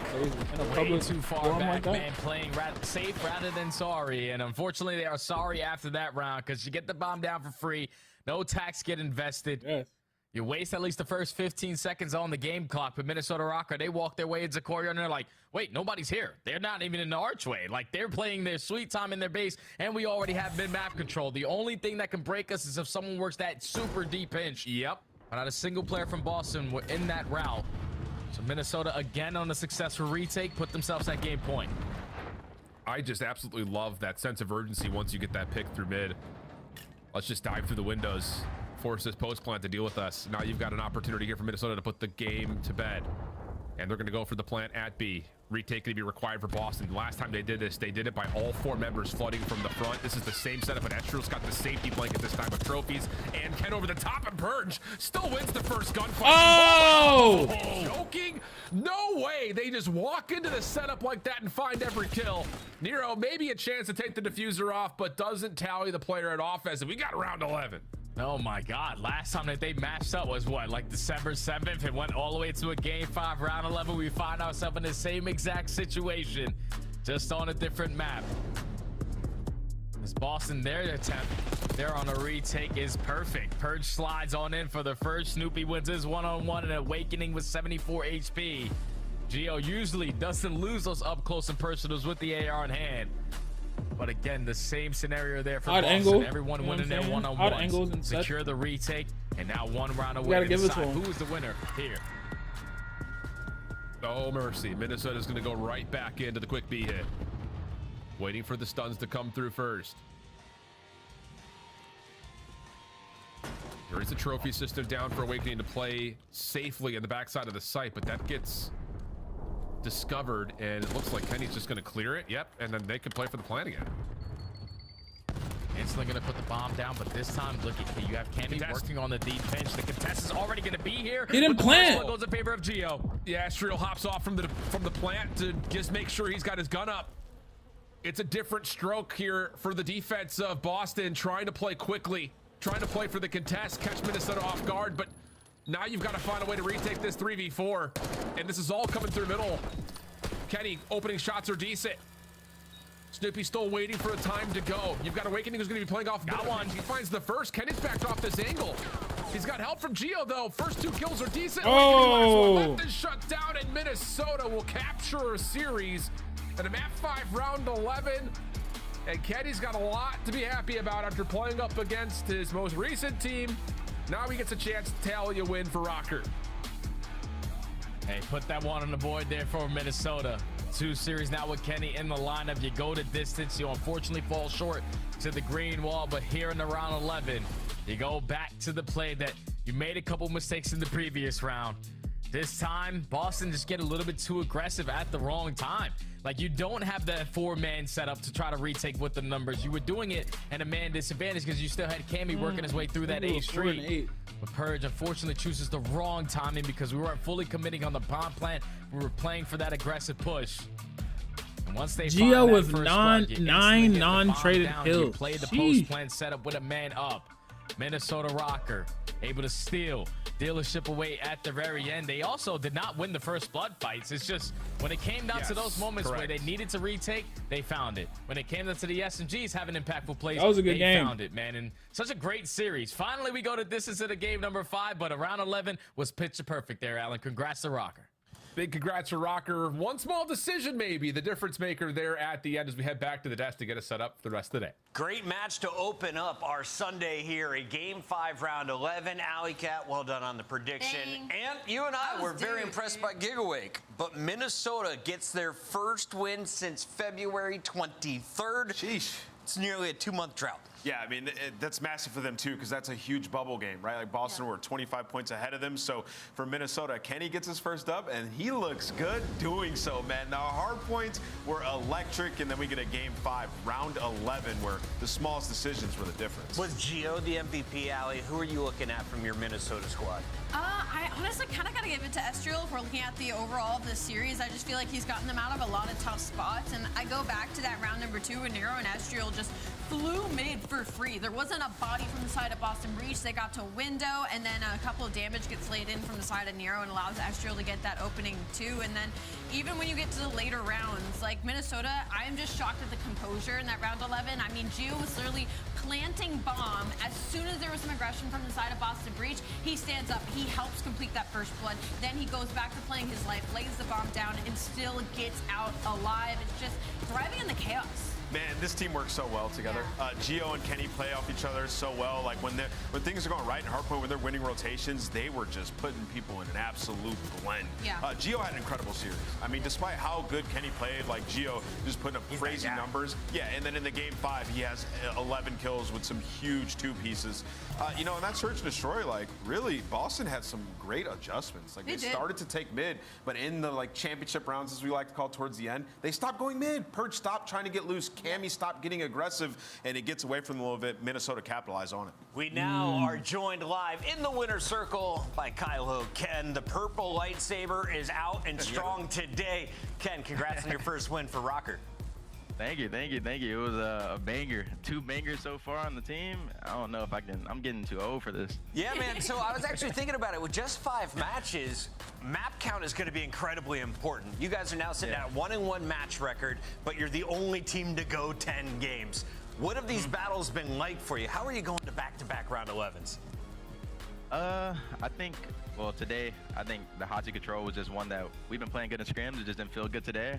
Our hard point has been a little bit inconsistent. It's been really, really good in scrims. So we lost 2 hard points in our last match, but today we won. So it's like, it's kind of like a weird feeling because it's kind of a new team for me. So we're just kind of like trying to get our foot in a bit. And so the series going game 5 for us is actually really good because we get more reps, I feel like. But I think a win is a win. You know what I mean? Like at the end of the day, we're going for the win. So game 5, game 4, whatever it is, like we'll take the win. And I'm glad you brought up it being kind of like a new team because this is players that we don't think I've ever seen you play with at all in the past couple of years. So what has that been like for you? Because now not only have you had to go into a new team and learn how their system works, but also like completely new players you have to learn your play style around. No, yeah, I think obviously I haven't played with these players. I really didn't even know them. I don't even think I talked to them before I joined this team. But coming in, I mean, they made me super comfortable real quick. We're boys, been hanging out a lot, trying to get some team bonding going. And I feel like I fit right into their system. I think it plays to my strength. I feel like I've been playing way better. And I feel like they also have really, really good communication. That was the main thing for me is like, they're young guys, so maybe they have like some flaws in communication, but so far I don't think it's been that. So it's been easy for me to, you know, fit in. Shout out to Kenny, man. Consummate professional. You're frying probably your best series, Consummate like, professional the entire year. For sure. So congrats there. You know, I want to ask you, you know, sitting out a major, how are you able to like reflect on that and like get ready for the next move? Because obviously during that time, like you're trying to decide like what team do I want to go to? Like what's that like? Talk me through it.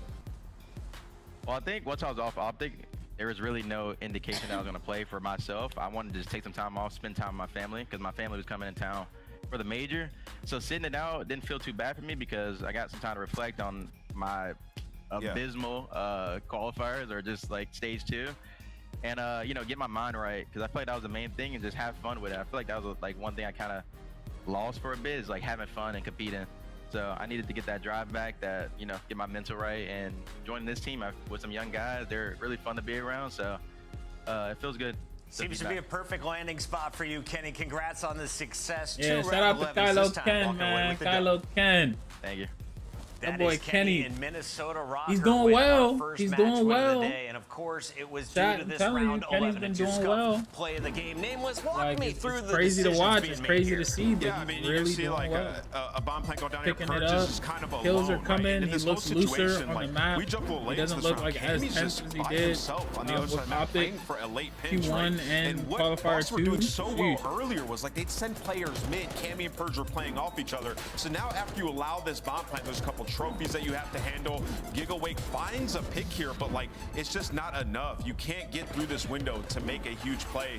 There's just the positions are just not like you're gonna jump out, you're just gonna die. It's not the move. Exactly. You see him fly out there and he dies. If you have another player there, if Purge is there, you can make plays if you're drawing their attention towards mid.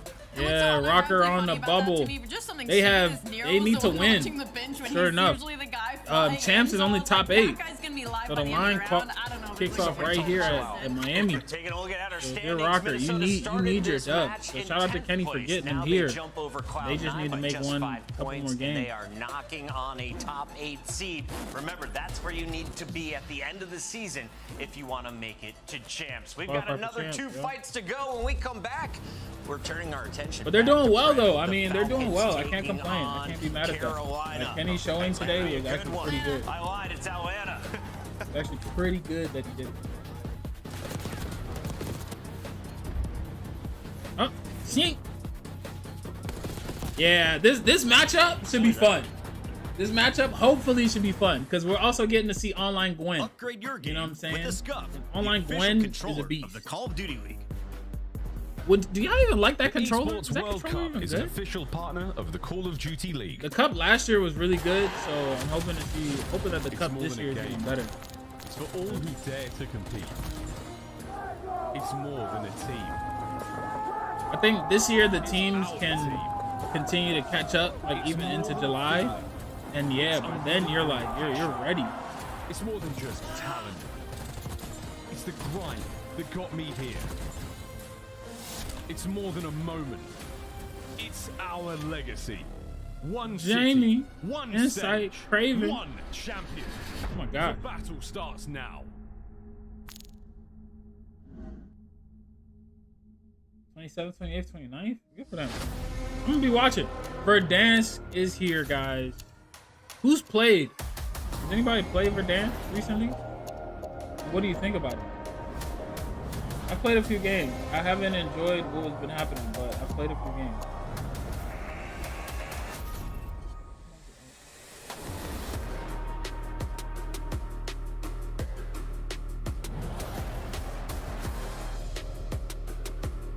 Ooh.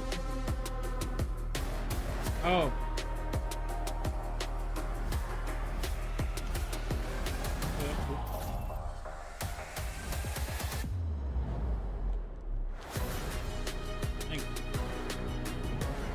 That's some iced coffee, chat. That's some iced coffee.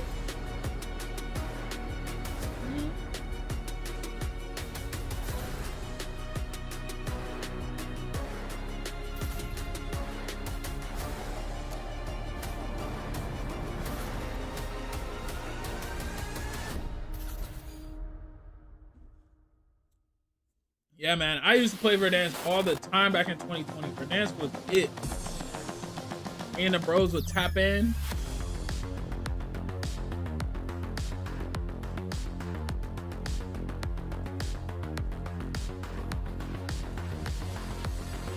We'd be playing till all hours of the night.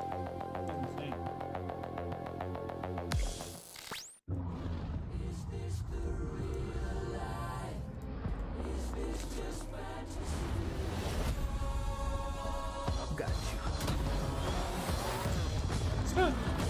I hated that tower so much, bro.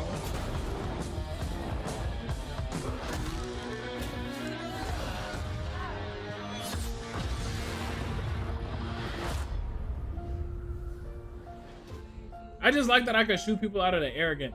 I hate to be that guy, but I was that guy. 5 Atlanta Phase Team Pack is available now. Each pack includes home and away operators, as well as this weapon charm that's easy as fades. Next time you boot up, suit up at the in-game shop.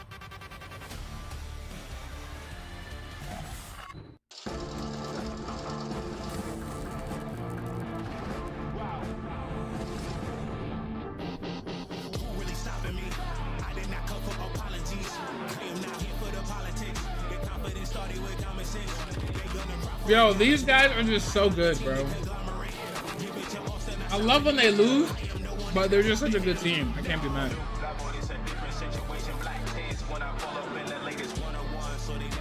And it's just been 3 guys. Celium and Abizi. Just those 3. And Draza has been like the perfect fit. And they've just been winning.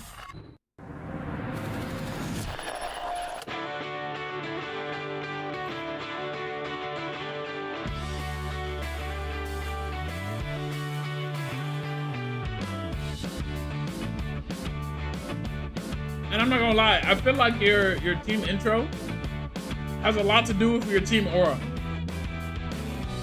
The aura on this is low. The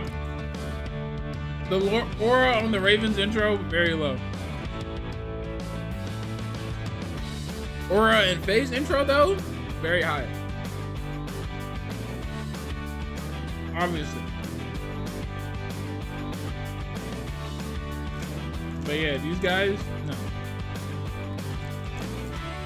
And it's like, and then when you come out and get slammed, You can't blame the intro, obviously, but I would blame the intro. The Ravens are here and they're ready to take off against an old rival. These two teams I be like, the intro don't get me ready. Don't get me hyped. 11 in search and destroy, went on to win the series 3-1.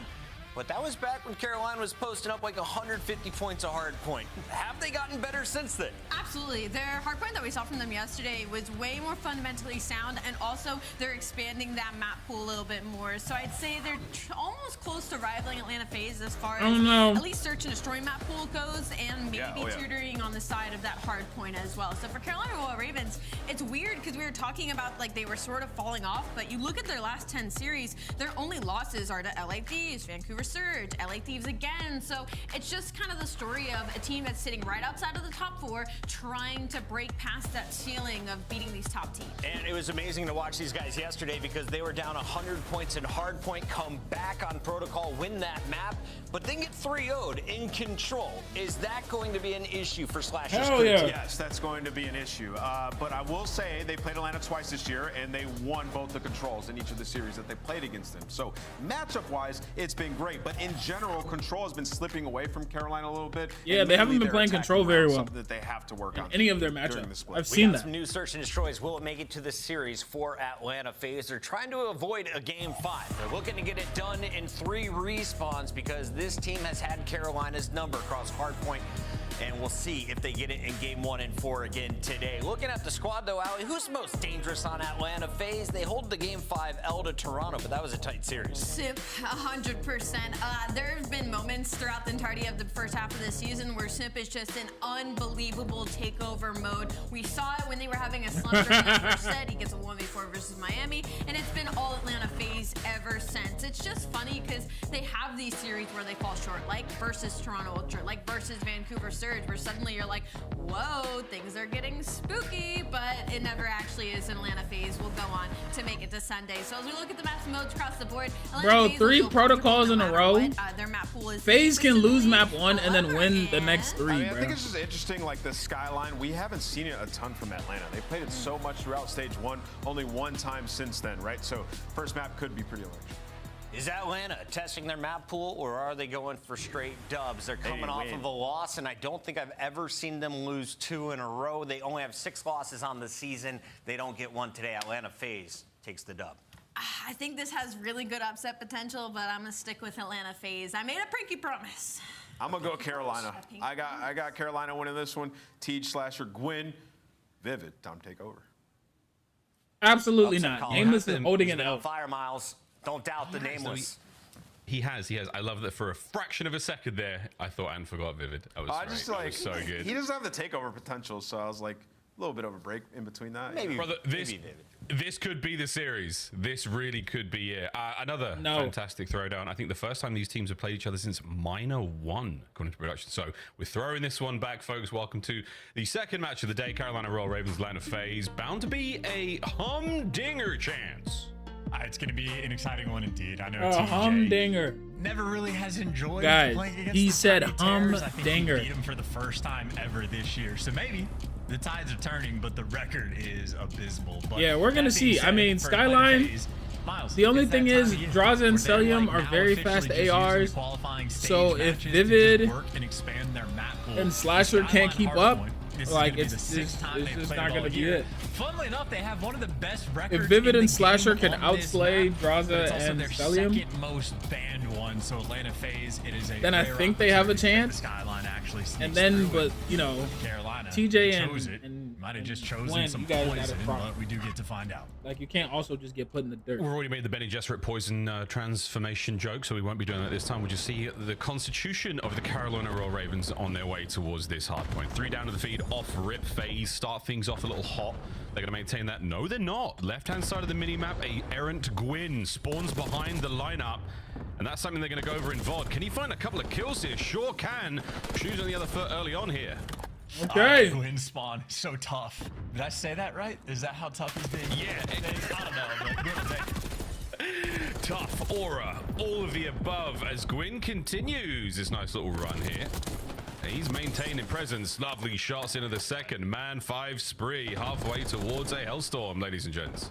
I I did hear a rumor that Simp was playing for Gwyn online, but if they're in the match together, that can't be the case. So yeah, this guy is certainly built different. When he's on form, he is a devastating player to go against. Well, we're enjoying the Gwyn show right now, but in the backline, Slasher has not let anyone from FaZe make their way through kitchen side. So hey, well, you'll take it if you are the Ravens. This is a delightful opener. I say that, and 3 dead. Here comes the last man left alive. Slasher gone, wiped off the face of the planet. An opening P1, they're in their way. Ravens now. I mean, Draws is 0-4, so they're kind of doing it, but they also don't have spawn. Through a couple players line up there for Celium and Atlanta FaZe. Oh, never mind. Rehab control the map, but Gwyn wins a single gunfight. His boy spawns in the back, and TJ shooting his gun as well. Never mind. FaZe jump all over him. A brief moment where Carolina had an opportunity, and Atlanta FaZe waste absolutely no time slaying everybody in sight. Yeah, everyone fighting their way forward once again. Gwyn with a contest. No win though. Teamwork makes the dream work on time. FaZe once again rocking away with this one. Oh, Vivid! Vivid with a momentary takeover. Have that one, Wheeler. As the break is there for the final 5 seconds, you're going to see the Ravens maintain lead going over towards Kitchen now. Hardpoint number 3 here on Skyline, and FaZe are in first. Vivid shooting. Hold on. Supposed to be out of control right now. Every single time there's like one errant sort of Carolina player like in the back line doing something funny, those arrows kill. Do I know ball? So they're hot to try. They're ready for the gunfights. Now this P3 time, the first 3 gunfights go their way. Last man standing is going to be TJ, who's, I mean, just waiting towards grass for Celium. Already with the nerd spots rolling through. I mean, guaranteed to get these kills. Oh yeah, and as soon as you get 3 dead, FaZe, they transform. A totally different setup here on this hard point. Oh no. Simp with the old pistola at great range. You'll take that. They got rotation towards News. Vivid taking care of. Oh my god. Once again for FaZe, starting to drive this lead forward. Ravens ineffective on P3. Over to 4 we go. Last one in our first set. And just to remind people, Skyline Hardpoint is second most bans. Like they veto it. They've only chosen to play it a single time. And because it's rare that it actually goes through, teams decide to play it against them. Carolina chose this, Miles, is what I'm telling you. They wanted this experience. They wanted this experience. Beezy. Shots in from Vivid, 10-9 so far. Great work out of him. Oh. Not going to stay alive for too much longer. TJ now left alone in the hard point. Can he get any kills out of this? Sure can. Sure can. Get at least one. Now back over to Gwyn, trying to keep the pressure up the Ravens. You are not dead in the water just yet. Nice work out of Gwyn on the approach, but no more teammates left to capitalize whatsoever. So FaZe, again, a lovely start to this hard point here on Skyline. That's a nice moment from Vivid, though. Big 2. I mean, this is 30 seconds you're fighting for, so this is great time to get, and you'll be right back on the map if you're successful at holding it down. I don't understand why you're running away, TJ. Caught, but Atlanta FaZe, I think the 2 AR players maybe squaring up the setup around P1. It is a last-ditch effort to go for the scrap, and they're not going to get it. So, all things considered for Carolina, maybe a P2 that you wish went a little bit different after you get the 4 down, but ultimately, 20-point game, absolutely still in it. Gwyn. That 20-point game might be looking a little different in a moment. It's Gwyn proving to be a difficult contender to deal with here at 12-10. An ambitious challenge nonetheless, but he's got teammates here to back him up. Lone man Celium has managed to make himself a undetectable what is assassin right now as he's staying alive in the backline. He's managed to keep this play going. Slasher and Co trying to make sure the P2's all good. Meantime, P1 wide open for anyone to take. And this is a game of hide and seek right now for Slasher, though. He wants the P2 spawns. Gwyn now is finally off spawn reinforcements just to help him find Cell, and Slasher dialed in, able to get it. So heads up gameplay. That is a long life for Slasher. And while he was getting the spawns for the team, I saw on the feed TJ was picking up 2 to get some of that P1 time, but ultimately they were desperate to get these P2 spawns, and not every player is going to make it now. Slasher and Gwyn both spawn out, and TJ has to fight off a couple of the tears to try to get this time. What a battle. That was another dogfight. Not a player's foot on the ground there as we've got hardpoint P1 going down. My god. Out, Teach. What a win. The second man is going to get stunned up, and he's ready for the fight. His teammates in position to get this as well. Here comes Vivid. Teach now from behind, trying to get time. He's not going to account for this next player. What a win from a Beezy. Lovely shots down low again from Vivid. 16-11. Hellstorm to rock and roll with. Ravens trying to take the lead. Oh, that's a sneaky Hellstorm, too. I assume he got that on the previous P4, soaking up some of that time. So, a lot of things now from Carolina going right. It has been a mixy P2. It's not like it was a clean hold, even with Slasher getting the initial kills, but after the battle sort of ends, I mean, 25 seconds to get, maybe not going to be be able to apply. The trades rolling through. Abizi, the man in the back line. And he's got the fancy footwork, and the moves are too fast for Slasher to deal with. But his teammates there for the trades. Carolina, swarming around the time. Once again, all the scrap time going their way. Now it's them that are going to have the 20-point lead. Yeah, 20-point lead and the rotation over towards Kitchen. P3 here in our second set. Yeah, look at that. Last time we were here, you folks, gotta reposition. Like, why would you just stay there? Now at least one. So good stuff, boys. You've already bested your last score. Can they hold on to the attack now? Nice. Just watch the outer stay down, Slasher. Right off rip. Simp managed to make his way right into Kitchen. Trades are done. And the classic red and blue kill feed comes to a close. Ravens on top. Yeah, I don't know. I just noticed it. Draza is 6-22. So that's like, yeah, I mean, I said the AR is... We can call it a problem for now, but the scoreline ain't bad whatsoever. Ravens, though, starting to take flight. 3 sprees there for Slasher and Gwyn. 4 now for Slasher. As they're finding kills all over the place. 25 to go. Wow. And this time around, FaZe unable to get in a P3. Yeah, I mean, they're fighting 3v4, so that is going to be a massive issue long term, and you're not really, I mean, what, 3 players fighting for the P3 scrap time, and I mean, FaZe are going to be able to get that, not going to have the spawns over there for P4, and if Abizi's dying to trophies, it seems Atlanta FaZe does not have luck on their side, so they had an electric start to this map to the tune of, I'm cracking jokes, and then draws a 6-23. Yeah, I mean, there's something going on, folks, right now with a solid lead for the Ravens. I want to find out what's is going on playing with so well. I'm going to time everything. You want to time in on one shot, bro. Still P1 just challenging, bro. Someone challenge this guy P1. P1, one shot. I'm challenging bottom bed. I'm trying to push. One's on time, challenge. On team, hey, top wall. You might start. One shot, shot. Always top wall before. You, me. You. Where'd he go, you? I ain't touching top stone. You done right. Bang front. Absolute top mid. Just try and wait for me, Tyler. Austin to the back. I'm trying. There's 2 on time. 2 on time. 1 to the top. I'm trying to stay out. Top mid. I think Drazen might not be feeling well. I have time. I have right, okay? Yeah, here. Hold on. Yeah, I'll pick it up. I'll get top ball. I need them top zone. 2 bottom mid. 1 top zone. Yeah, 2 bottom mid. They cruise. Yeah. I'll side. Bottom mid. I'm putting. I'm trying to top ball. I got time. Hey, I'm gonna go across all of it. I'm shouldering everything. I didn't net it. You're gonna get right, Austin? Great, shoot that. Top ball. I'm out of time. I'm on the bed. Top ball, man. You got me. Hey, top ball as well. I'll see him slide the hill. I don't know. Hey, keep me right. I'm trying to get it. I'm on bed. There you go. That lesson real quick. This game could be over chance.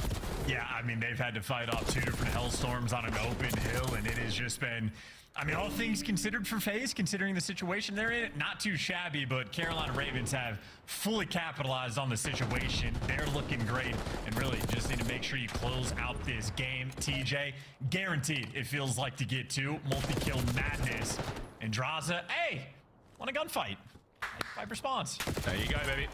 Teach can't get in through the back. That's going to be FaZe now in full control of P2. Not an ideal skyline for them, but again, we are trying to watch this team grow and change before our very eyes. 40 seconds to go here on P2. How much time can you accrue, FaZe? At the very least, keep the Ravens away because they are close to the win at 250.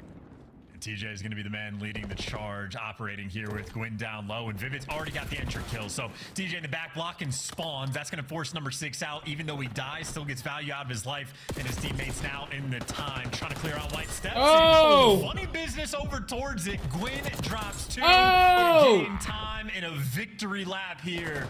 Carolina so close to ending that number 1. So close, but so far. 5 seconds still to go. Rotations on the way. They've got themselves over towards Kitchen. A foot race now from FaZe. Down low, right across the middle of the map, maintaining presence in mid. Oh, hold on! Everyone gets that FaZe goal. finding all the Down kills. the Ravens.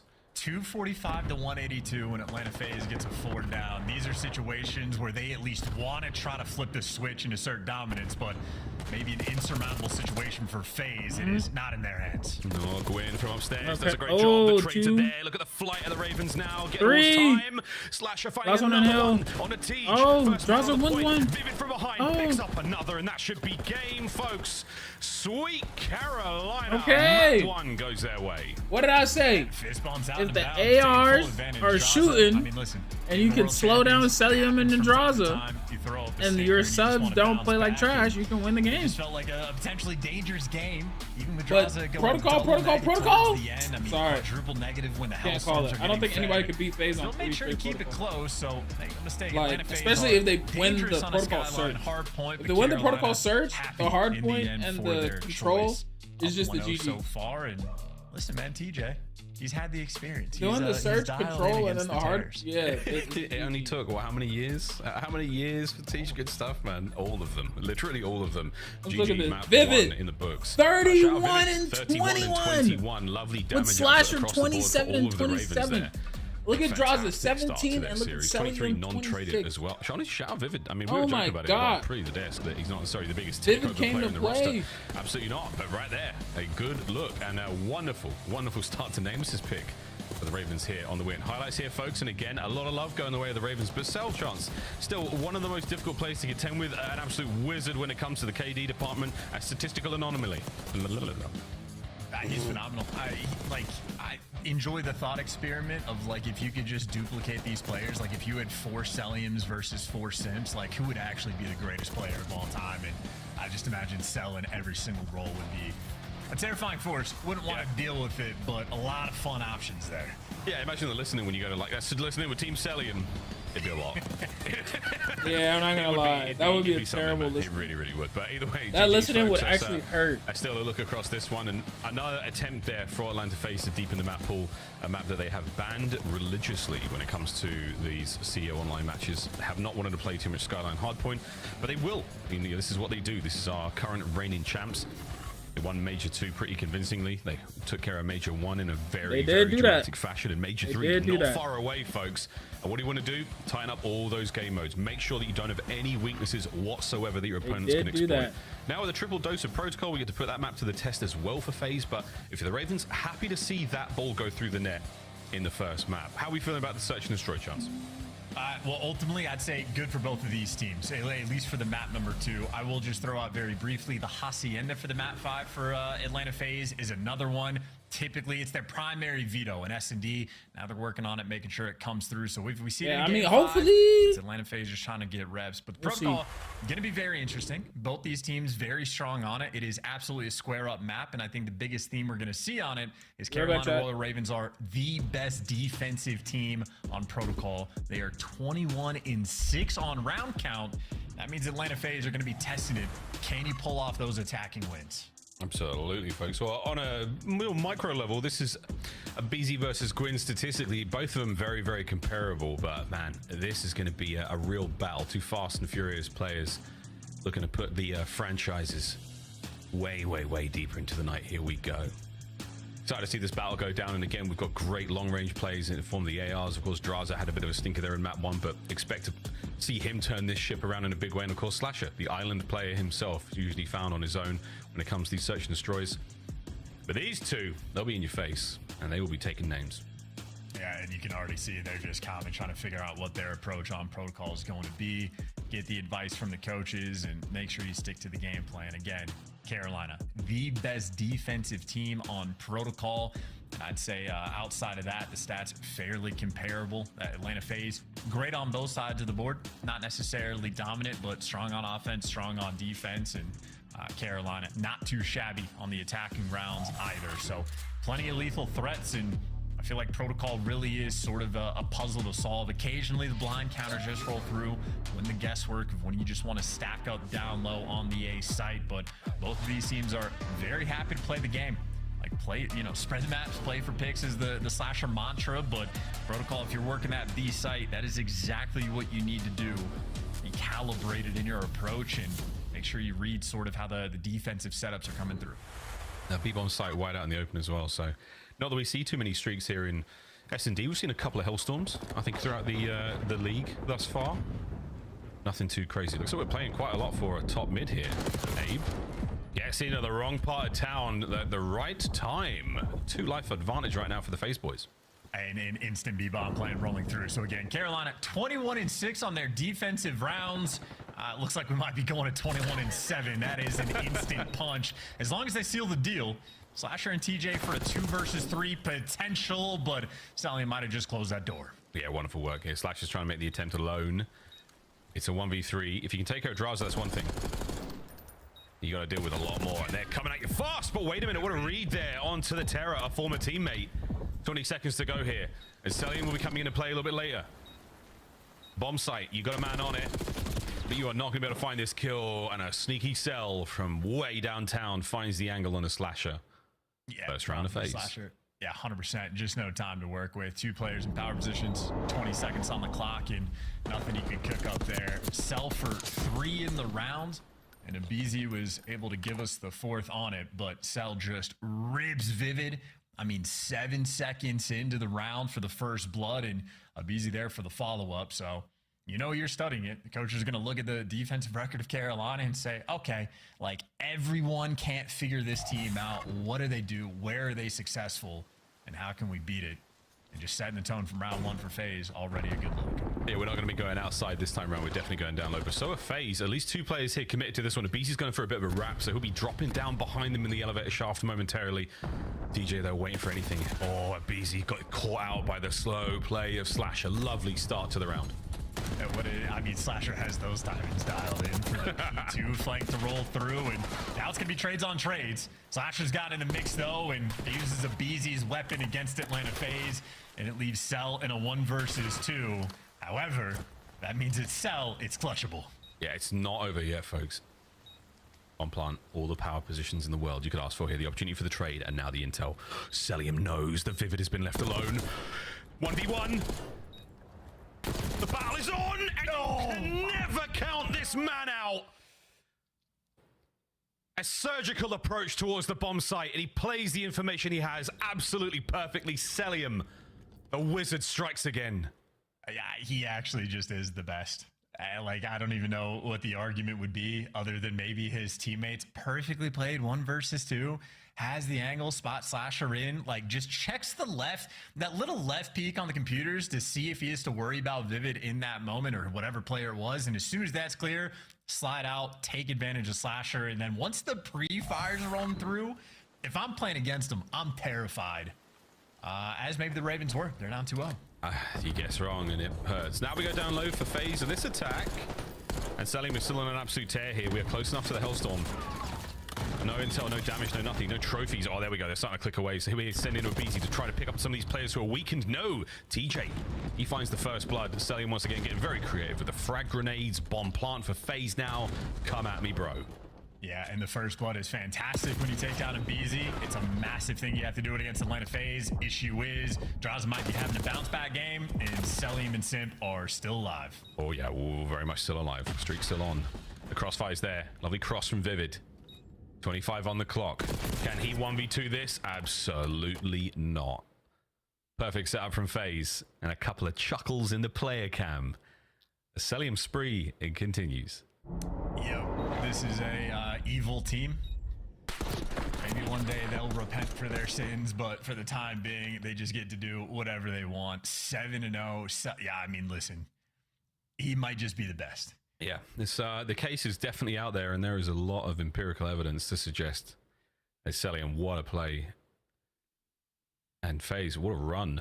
Great setup there. Especially when you know Vivid's on the bomb site. All the sort of nice moves he can make. Trying to hop over the threshold there, trying to staying out the line of fire, but they set themselves up perfectly there. The insurance policy was in play as well. And now another round up, and you can see the Ravens with a nice mixed attack towards, you know, the low and the top side. And knives out! Oh, good job, Tej. What a win. I mean, listen, they've been on point for the first bloods. That's the good news. Bad news is still can't win a round, and Slasher just isolated and overwhelmed. He gets hunted down. Still going to be an 8 plant as well with awkward positioning. TJ at least gets the trades for the 2v2, but seemingly a weird round. Draza and Simp going to be going for the retake down low as TJ remains up high. and remains up high, but doesn't pass any intel. So he didn't see either of those players cross. That's going to make this even harder for Gwyn downstairs. Yeah, Tej knows something's up, man. I've missed something here. I caught one with a little bit of damage. Gwyn now trying to stay alive. He takes hits as well. So not an ideal situation to be in right now. Gwyn has to back up. Can he get a kill? Still fighting for his life. Both weapons starting to get exhausted. Draz with the final shots. And his 4th kill in a row. FaZe unstoppable so far. Yeah, so close yet so far from that round win. TJ tried to get him everything, but I mean, that was a series of maybe 4 different Call of Duty timings just not going his direction, including going down the zip just into the clutches of Drazo. So Drazo might have played poorly on map number 1. The bounce back absolutely going to be in here. Had a solid few rounds to get back in the mix. And I mean, really the biggest shining light for Carolina, their defensive rounds on protocol. 0 for 2 against Atlanta FaZe. Not ideal. Nah, man. Especially when we pulled those stats so perfectly coming into this one. Down low we go once again. Chance, let's send it. It's like Ravens will be going in a lot hotter this time. There goes the server. And now everybody's trapped in a corner. Yeah, pre-fire, easy reads, and a 6 spree from Draza. They are evil.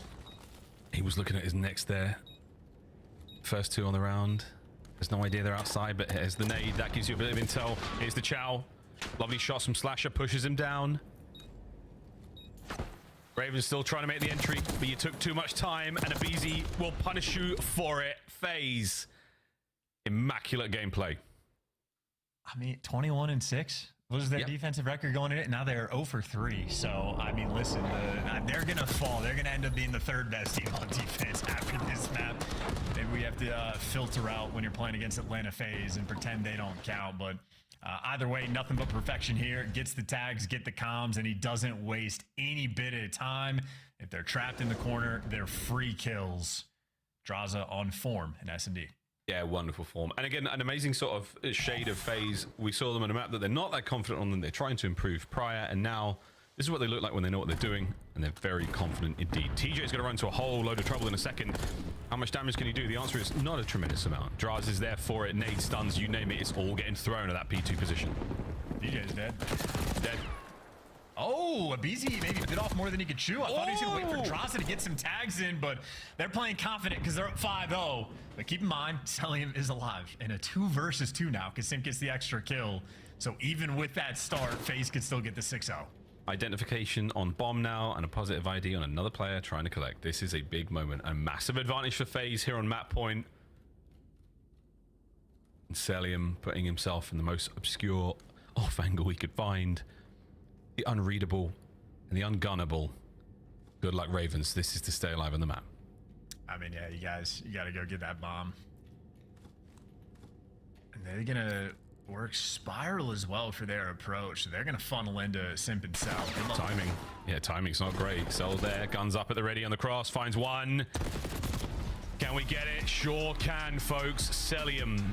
Undeniable greatness there on Protocol S&D. Atlanta FaZe with a swift and vicious 6-0.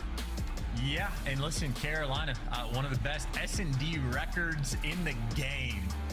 That is the type of map that just puts fear in your heart. If they ever have to play them on land and they go back to Protocol, they're going to have some bad memories on it. A map worthy of nightmares.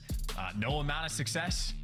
Celium just 1v2 clutch just so he can keep adding those to the pile. And I mean, Atlanta FaZe truly able to do anything they wanted. Absolutely no sweat, in spite of the fact that TJ gave you first bloods, and in spite of the fact that the first blood king of BZ 0 for 3 in that category. It does not matter because the ARs for FaZe simply took over. Yeah, the 1v2 from Cell was the absolute backbreaker, and the morale seemed to take a little bit of a dip there from the Ravens boys. An incredibly capable team in the mode. They have just been slaughtered. An embarrassment there, the 6-0 from FaZe. Wicked work out of them. They're now going to this protocol control, all tied up at the half, and honest to God, man, feeling very good after that. I think you really do look at the rest of this series in a much better way. The skyline would have been nice to win. There's no 3-0 possibility here now for the Ravens. Damn, Studio, how are we feeling about that one? I was feeling good. Yeah, this is pretty ridiculous. The bounce back. Nameless goes to Twitter. Droz is getting Kentucky fried. He was.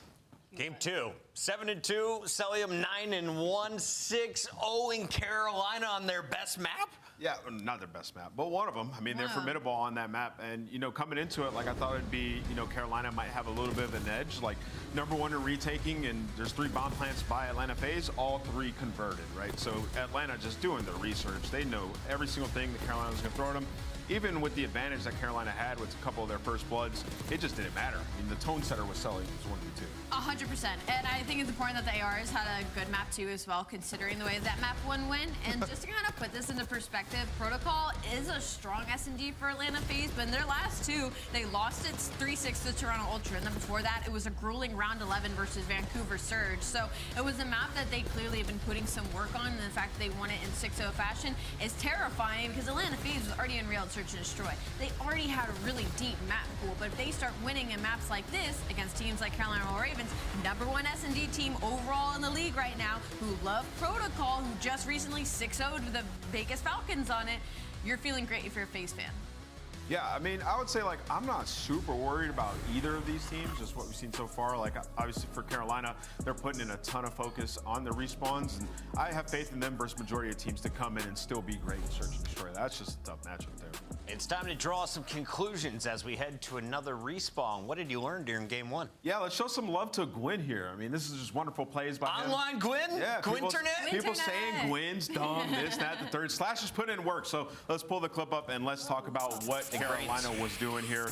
You know, this is a great situation. They get a ton of time here and they get the flip. So we're going to talk about the situation first and foremost. 51 seconds on this time. What Carolina are trying to do here, you want to soak time. So Gwyn's kind of playing for information here. He's going to find these 2 kills. So the kid's got the gunny. But after that, what you want to do is you want to get a guy over here in this area, maybe behind hot tub, just getting angles on mid, right? So you're going to end up having Vivid go over there to get those angles. And after that, what you want to do is when they start to push, you then want to flip the map, right? So they're going to send players through mid, you're going to send players through here. And when that happens, Gwyn is he just needs to be a nuisance, play his life and make it easier, right? So you're going to see Gwyn, after he finds a couple kills, he's going to push over to this corner. And that's after they kill the players that are coming from main being over here, right? So you know the other 2 players are going to be coming through mid. They're going to be hallway or going to be on that line that I just drew coming through mid. So when Gwyn repositions over here, he effectively flips the spawns because the half map is then flipped, right? So a great play by him, not only being a rat in that spot, he pulls out the attention for easy kills, and then he spawns the rest of the Atlanta players over here. So while you're finding these kills, you're also flipping the spawns. It is the perfect storm if you're Carolina. This is rehearsed, this is practice, and this is how you tell Gwyn, hey, play with me around the hill and play your life. So you see, finds the 2. Atlanta FaZe, they're gonna send a couple players back towards it. Time for another break. How do I wanna play this if I'm Gwyn? Gonna take my time. Vivid's gonna end up dropping here, and now if you're Gwyn, you find the kill on the front.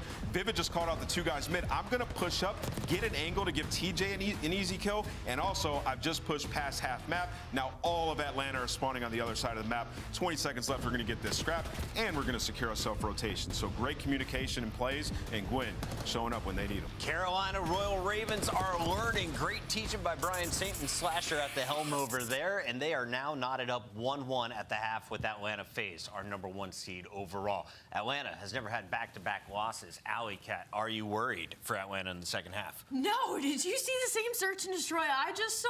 I did. All right, we're in for a banger. We're going to Protocol. It's Control, and you better look out if you are a fan of anyone who goes up against Atlanta. You got 3 players in the top 10. Look at what Celium has been doing.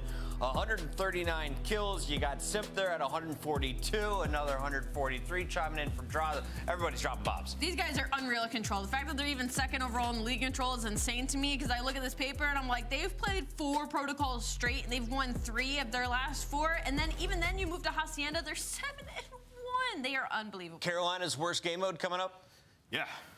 But I still got Carolina. Good margin. They've won 1 of the last 5. You're still comfortable. It's their best map when it comes to the mode. Let's see if they can get the dub. It would be a massive upset, Carolina Miles and Chance. It might well be. Well, FaZe looking like a flying fortress out there, dropping bombs when 3 of their players are in the top 10. My good God. Well, Control, this could be very quick, Chance, couldn't it? It really could. Absolutely could. I'm still thinking about selling because if he's #1 on the attacking leaderboards in control, I just keep thinking about like his clutches, where even in a 1v2 or 1v3, I feel like he still has the advantage in a sense. Like he's winning more than 50%, at least it feels like, of the clutch opportunities. So we get to see that in S&D consistently. That's what he's doing in respawns as well. Like every situation he's in, he's min-maxing every little detail. He's going for the pre-fires, going for the wall bangs. He's an endless nightmare to deal with. And that should sell. Here's Beezy, 1.55 in 4 ticks per attack. That's like phenomenal objective stats with a 1.55. Well, in a game mode like this, where you can get the kills from the objective, you can do it all. And Chat, I know ball. do it right. Here we go in towards top mid. I literally know ball. If Carolina doesn't win this game, get ready for the series is over. Not washed. Not yet. No, he's great. He's doing fantastic. Well, over towards A, we're trying to go. Carolina has to win this game, or the series is over. Across the middle of the map, not letting anyone from the phase camp get towards this zone. Quick contests from Sim. Oh my god. Not washed. Holy, ladies and gentlemen, there's another one. Washed. Good stuff out of Gwyn. Over towards A we go once again, and there is a single segment gone at A. And it's looking like there should be a second as well. Draws here for the cutoff kills, and that is the only man that had a thought about the zone. Yo. Was Beans right? Does Draza need that the old exit line? 2 segments at A gone. 3 dead though. Ravens now pressing the advantage phase. We cast the curse to heaven. Hell out of this one. Over to Gwyn. Trying to catch a couple of kills on these boys. They're making their way out. Good stuff from Draz. Buys a lifeline. Oh, a little bit more than that. Oh, what a Slasher. shot from Simp. The old in and out. Eats Slasher alive. Now on towards A. That's going to be the capture. There's no way you get through this. And Simp, once again, the shots with that Jackal are just delicious. I mean, listen, just for those watching at home, that was the full spawn trap that Atlanta FaZe were just put in, and that took them 10 seconds to completely get out of it.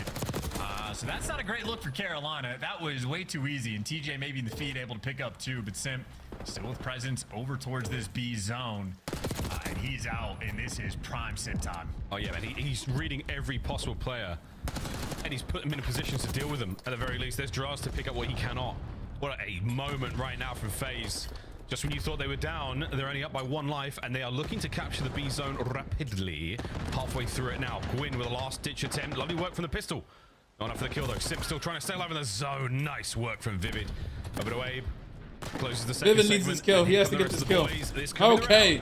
That's a big kill. Nice shout out from Vivid. That's your opportunity, because that tick is nearly going to fall, but you still have to win all these gunfights, and they just simply are not. Vivid with the only opener, and now you're flooding into death, and Vivid, I mean, he has remained supine in that exact spot. And Draza, I was just kidding, man. Don't worry about it. 9-4, you're doing great. No, everyone's doing amazing. It's really, really lovely work there from FaZe on their opening attacking round. I'm just saying, I know ball. Aside from a little, funny opener, we do give them a tremendous amount of credit for breaking out the spawn trap, capturing that A zone so rapidly. And then the play towards B, I mean, Simp is just one of the best to ever do it. Really, really good stuff. Some disgusting gunfights, though. Gwyn had a nice run here. Ravens, they're not the best control team in the league, but they are absolutely not out of this one yet. We now swap sides. I mean, listen, for offense has a much better chance now in protocol since the zone got changed, but still it's, at least in my mind, fairly close to 50-50. You can absolutely win on either side, but if you're the defensive team and you get the spawn trap, I mean, you have to make them work for it to get out of it. And the fact that Atlanta FaZe got out so quickly, that's just a major pain point. Don't even need a stopwatch to figure that out, but for the moment for Carolina, TJ again gives you the first bloods. She's been great in this category. Respawn or S&D alike. Off the back of it, though, it looks like Carolina, they just have no pressure on the objective. They have not contained any of the FaZe players, and they have to be very concerned about their flanks. And they will. They're hoping for a head or 2 to turn, but now TJ is still trying to keep the kills up. Doing just that. Ravens and everything, all of it going away. So now Ravens with a very slight life lead. And TJ still trying to play the advantage he's got out through mid-map. And that advantage he still got through mid-map. His teammates are battling for their lives in spawn, though. And, well, at least finally someone touched the point. That was 40 seconds burning off the clock, and even with like the map spacing that's kills, a big 3 dead. You got to get on point right now. Really too active off of it. They really wanted the dream setup to be rolling through, but At this point, they do have the dream set up. Grass is covered. You really wish you had a trophy. Yeah. Now it's going to be TJ on the solo capture. Another 15 seconds before this zone falls. Yeah, big Owen Wilson energy right now behind enemy lines, folks. Oh, nice moves out of Simp. Trade there from Gwyn, though, straight on. You're not completing the A-zone capture, though, yet.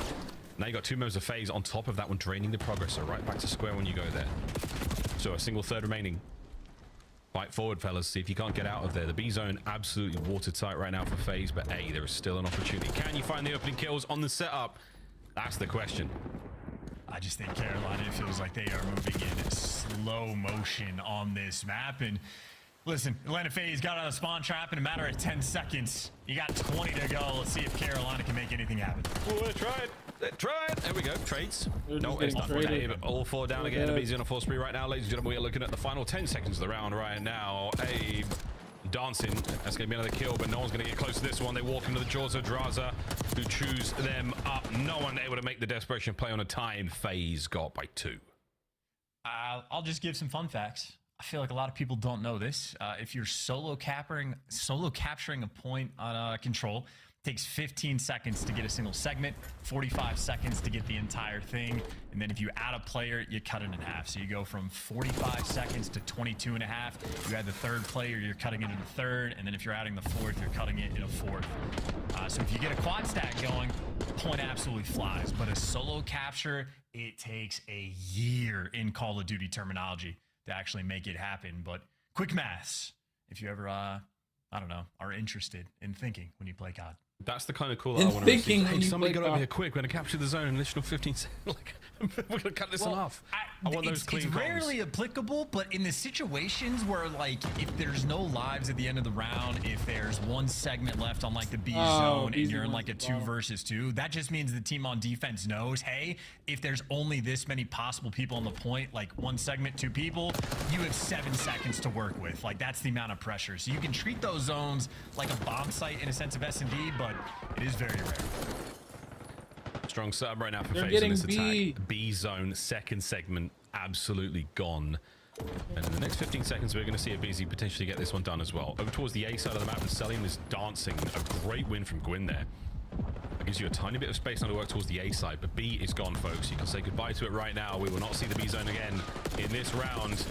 Last-ditch attempt there from the boys of the Ravens, and they've opened up the space towards A. So FaZe right out of spawn, right at a time, but nice crossfire. The setup is in position, and Selim, Trophy's certainly going to help him here, but he needs his teammates. I hate that Trophy putting in overtime, too. Just going to eat up absolutely everything. So on this next push, Atlanta FaZe, at least on that front, going to have a little bit of that advantage. Not winning the gunfights, though, but at least good news for Abizi. You still have control of the power positions. And you're just trying to work yourself out of spawn. Only man you got to clear out now is Slasher. Maybe Viv, you're going to be able to fill in the next spot in line.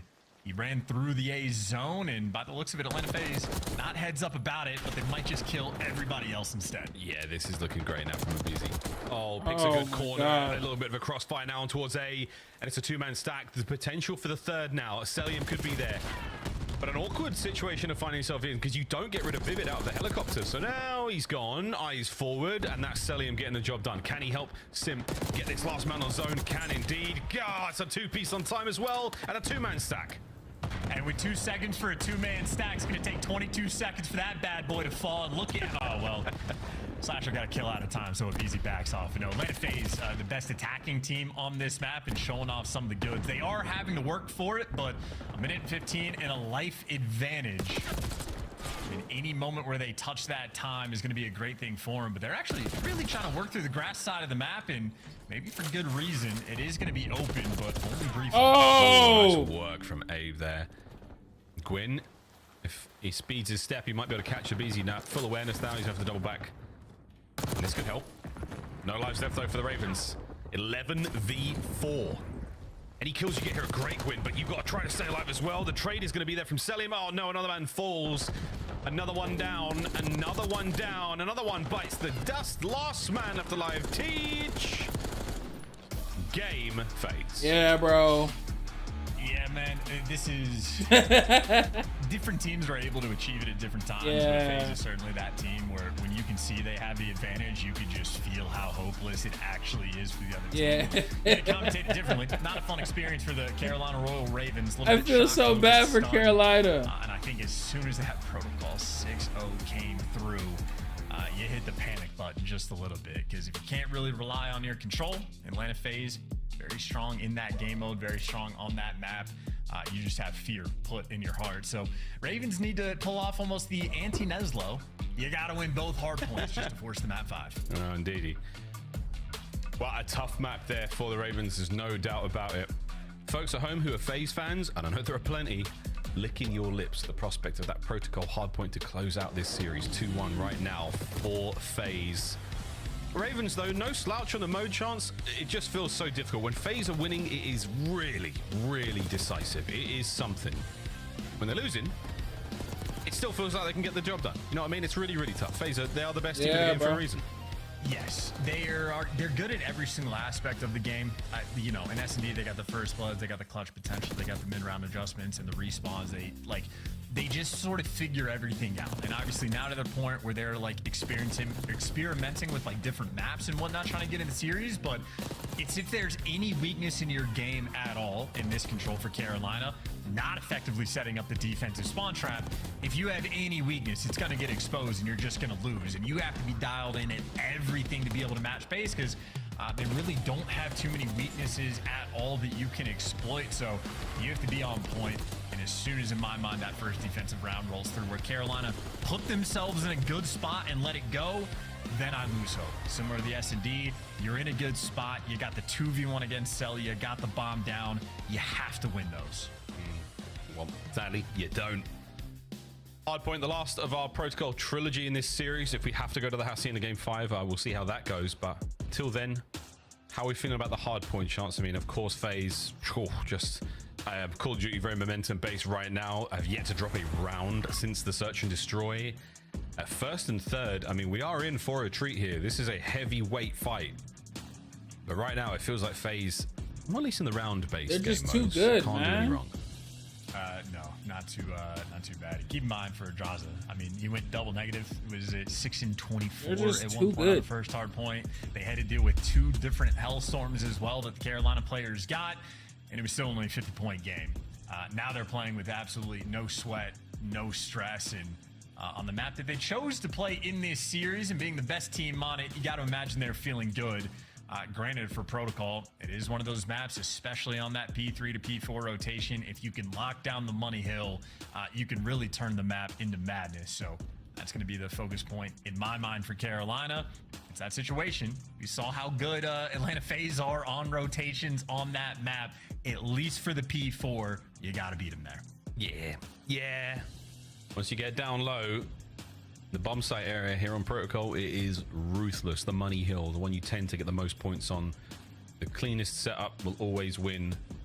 The Ravens, we know they can do it, but it's really going to come down to who can leverage that point the most, who can milk it for what it's worth, to add to their stockpile towards that race to 250. This is going to be a real good one, folks. Can we get to the game 5 for the Ravens to even have a fighting chance at getting a round in this series? Not I don't think so they win much an S&D win, but just a round, fellas. Here we go. Ravens, FaZe, Protocol hardpoint. I don't think they got it. Yeah, Vivid first hardpoint was shooting. Though, played fantastic on map number 1. 4K damage he was able to throw up. Got a Hellstorm as well. And at least for the P4, I think it was the Super Soaker. Rest of the map, I assume he was just out there slaying. So had a strong performance, and that is exactly what you're going to need out of Vivid. Certainly struggled a little bit there in the protocol control that all 4 players need to be firing. In TJ, I believe. Time to dive straight into the hard point. Here we go, ladies and gentlemen. Map number 4. Stage 3. Yeah, that's actually kind of wild. FaZe on a hard point. Wow. Thank you very much, production. Ravens, pretty good at it. There's a smell of a game 5. FaZe players. Opening rips, though, once again. Faced with the guys who are managing to win him on Skyline. This time around, it's going to be a little even. But even is only one thing on an asymmetrical map like this one. Yeah, finding a little bit more time if you're the Ravens. And good job. There's nice, Vivid. Puts that one to bed. The one-eyed Raven helps put all the members of FaZe down. And now we go to P2. Beautifully played. I mean, oh really my God. Contain guys like Selim and Vivid, absolutely patient on those steps, and that is exactly how you want your AR player to be playing it. And this is a super sizable lead as far as the P1 goes. You could not ask for anything more. So Carolina starting their map off right, and TJ in prime position to help you out on this rotation. Gets tagged. Oh! Shred Simp. And Selim, last man standing by time, wins it because he's shooting through walls and Cell's built different. What could have been for the Ravens? What could have been? Oh, unbelievable. What a piece from Tej. Vivid on the outside. Perfect nade just keeps him suppressed. Selim though still soaking away that time, trying to get back into this one. Nice picks there from TJ and Vivid. We are back Carolina. in there. Ravens right at it. FaZe counterattack now is on, but Vivid what? Takes care of TJ. That's unfortunate. You lose the amount of time as well. Now you lose the setup. Oh dear, that hit the fan pretty quick. I do wonder if that's like a I'm cooking a frag, getting ready to throw it, and one lands in my face and just explodes, or if that is just a bottle of the moment. But either way, that's like honestly on this hill, maybe two different opportunities for Carolina to accrue a really sizable lead, and instead keeping things a little bit close, but ultimately still playing very well. Still got the left side spawns and gonna get the scrap time as well. So a 30-point lead going into new, and the rotation percentage that Atlanta FaZe typically on this map are great at so far being outplayed by Carolina. Yeah, fantastic work from Carolina right off rip. Third hub point now. We go inside. In-game says beach, but that's cat, ladies and gentlemen. Oh, wow. Too dead. Back up, right? Back up, right? Slasher might have to save the day here. You're starting to run out of boys on the point. Trying to maintain that back left-hand side of the map. That's where the spawn points are. That's where you want your teammates to be coming from here on the reinforcements. And what a turn! Oh, wicked win from Slasher. Saves the day yet again. And somehow nearly takes a Beezy with him. Yeah, trying to flip the time stone doesn't pay off, and his teammates around time seems like they're falling. Gwyn, though, does give you two, and that means you can keep the play going if you're Carolina. Maybe flood into this and try to get those trades. A Beezy's gonna fall. You send the next man in line, but Cell can't give you one. So it's not a trade fest. Now if Atlanta FaZe dies in these moments, you're gonna spawn out at all, but at the very least, even if Atlanta FaZe get the kills, Carolina do get to the ever-important P4 first with a 15-point lead. This is their big opportunity. Oh my God. Yeah, there it goes. And yep, out we go. Tej wins another big gunfight. He has been absolutely tearing it so far. He's going to catch that. Good dodge as well. 10 and 6 so far for the mighty Tyler Farris. Now on approach to time. 11 and 6. Finding kills where his teammates have taken the lead. Solo chow. Solo chow. Solo chow. Yeah. Everyone take a breath. Hold on, Ravens. You know what you're doing. Here comes the next hit. Solo chow. At least you're trying to like set up the pitch. You know, Slasher. Yo, these guys are not serious, so, like, bro. a couple bad solo chows, and then a guy it's like solo Slasher chow after solo chow. Oh my God. And tries to make the play happen together, but yeah, simply they're playing by themselves. Going down the steps. It's not. It's not happening. It's not happening. Once again. There you go. Draz leaves his power position and gets himself brought down as well. Oh my gosh, FaZe just got a 360. Terribly difficult time trying to get to that hard point. Back upstairs surprised we go, the though, Beezy folks. didn't take Next him from set behind. pass back over to P1. And Ravens, once again, they were great at this the first go-around. And so far, okay. But Simp's in. Simp is 4 and 10. Washed. Washed. Unbelievable. Can't believe it. The Phenom. Shots out Vivid to take care of Selim from there. Simp is 12 and 8, 4 and though. His 10. teammate Abizi not washed on the approach towards new. Folks, we are kidding, of course. If you are joining this, what are these commentators talking about? We are joking. These are some of the best players in the world who are also washed. Yeah, 30-point lead, though, for Atlanta. Might end up falling. Cell, though, when did he find the time? Maybe a full 60 there on P4 is going to get him to Hellstorm. And he's making it hard to shoot as well. Serpentine formation as he comes flying down. And Atlanta FaZe is going to be able to get this P1 time. And right side spawns as well. They're just playing for the trap. And this might be a moment, maybe a potential mistake. Number 2 is going to spawn out at old, and you actually do have Draza playing for it. So Atlanta FaZe super heads up with the situation. Got to win the gunfight, though, and TJ. So tough. So a big aura from Tej, dude. Look at him go. He's still going. Washed. Oh, Shots man. at Draz. 45 Oh, seconds man. Here on P2. 2. And these boys are just disgusting. Nice up and down. You are watching every possible lane right now from Draza. The pivotal focal point right now of the setup, smack bang in the middle of the map, and he is causing problems. His teammates are feeding him information, and whether or not he needs to, actually adjust for it or not is up to him, because good God almighty, FaZe running it here. Yeah, and Cell, by the way, played that perfectly on the minimap. He was blocking the spawns initially, allowing his teammates to play with freedom, and then he sort of opened the spawns up to try to force Carolina out to new. It doesn't end up paying off because Carolina do pick up a couple clutch gunfights on the left side, but Carolina gonna have to start heating things up. Gwyn is on a 3. Maybe some momentum in the kills column coming this way, and Gwyn should spawn on the left side of the map.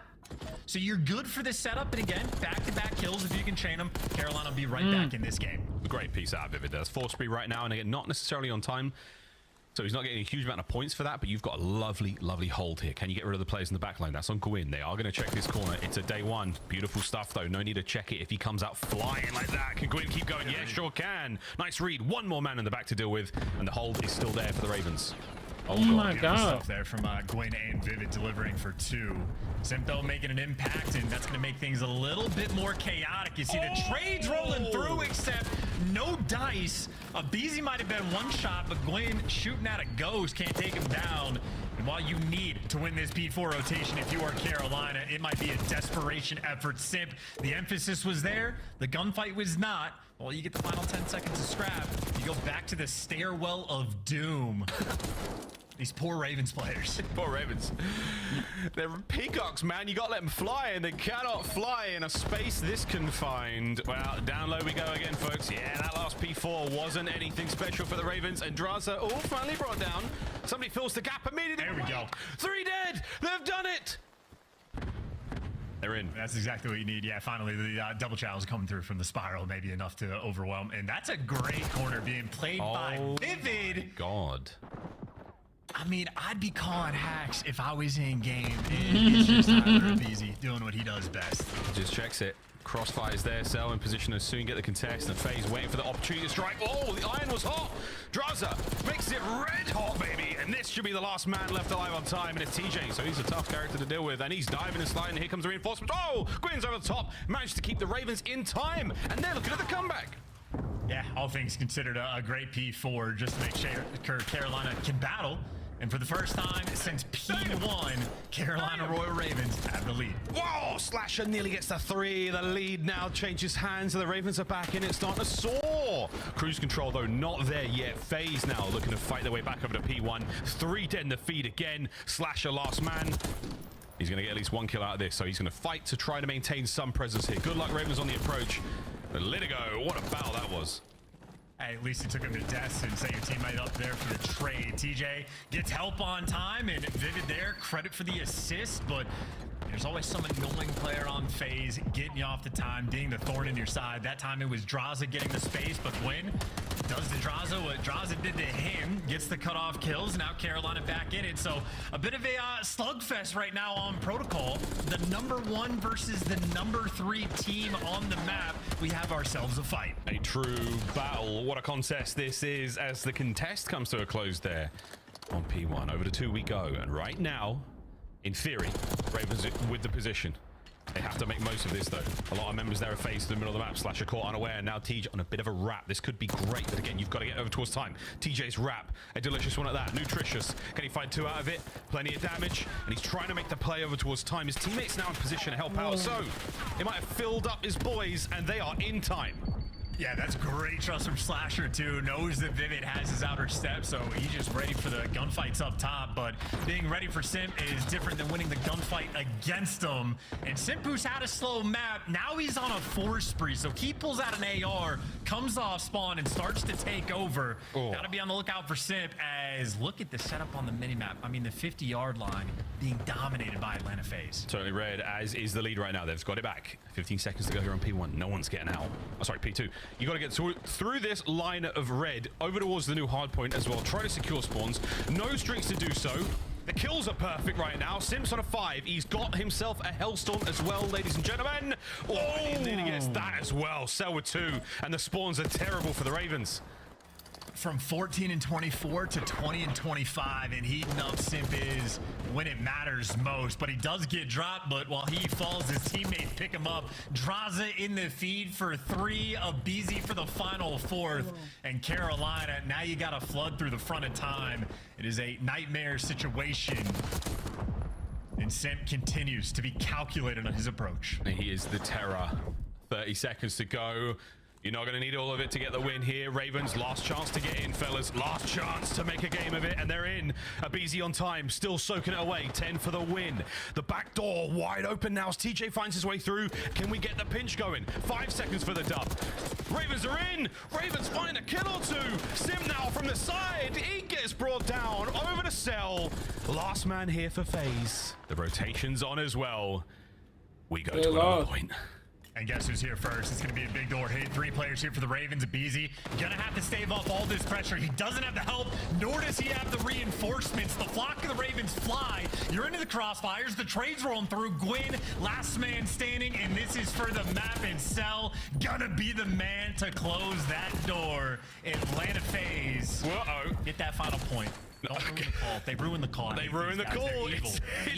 It's not over yet. It will not end here either way. A single second for FaZe is all they need. One more break. Get a perfect one and dip a toe, boys. And the series is yours. Ravens, they are holding. Ravens, next man in Sim. Contest. Whoa! Holding. Next man in Celium. Ravens are holding.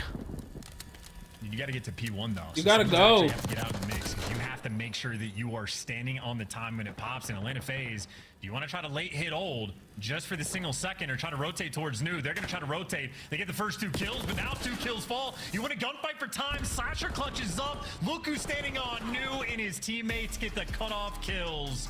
2 front war there for Carolina. I called it. I told you. Ultimately, they Atlanta on Atlanta. On protocol? That's not what you want. That is not the business you want. Ravens, and man, did they hold more brilliant. I can tell you that right now. But again, FaZe on protocol is not what anybody wants. 2 Fs. Too much on S&D, hardpoint, or control. When it came to search and destroy and control chance, damn son, were they just special. Like, I need to clip the fact that I said it, and then we see this. It's painful, the control. I mean, they just continued that momentum. And for Atlanta FaZe, a series where anything you want to have happen go right does go right. And we're sort of talking about Sim stats, 24 and 31, had 17 assists in nearly 2 minutes of hill time. So even when technically it's a slow map, still at some point he ends up getting a Hellstorm. Cell the same thing. I mean, just racking up the hell time, getting the hell storms. Just off the back of Draza, had a poor map 1, slams them there in the map 4, and obviously the AR duo untouchable on the protocol S&D. So all things right in the Atlanta FaZe camp. I said it, man. Folks. Well, aside from Skyline, hardpoint, but again, I think most teams would possibly fall where the Ravens did not. Like protocol series, folks. Against FaZe. This is not it, bro. Absolutely squeaky clean, folks. Nothing wrong with those. That's not it, bro. The hardpoint so still could do a Get around. FaZe, but right now, still the top dogs in the scene. They have yet to. Well, that's the first hardpoint win they've got so far in this run up to Major 3. Chance, great stuff from those guys, and now it's great stuff from the disc. The best stuff. I agree for you guys. Hey, that's a fine in the NBA. Put those away, Miles. Let's talk a little bit about what we just witnessed here, Nameless, because FaZe does not lose 2 matches in a row. Draza does not go negative 2 maps in a row. Yeah, as Miles said, that was aura from Atlanta FaZe. Some huge moments throughout that. Carolina did their best, but on that game 4, it was really just the P2s that set them apart.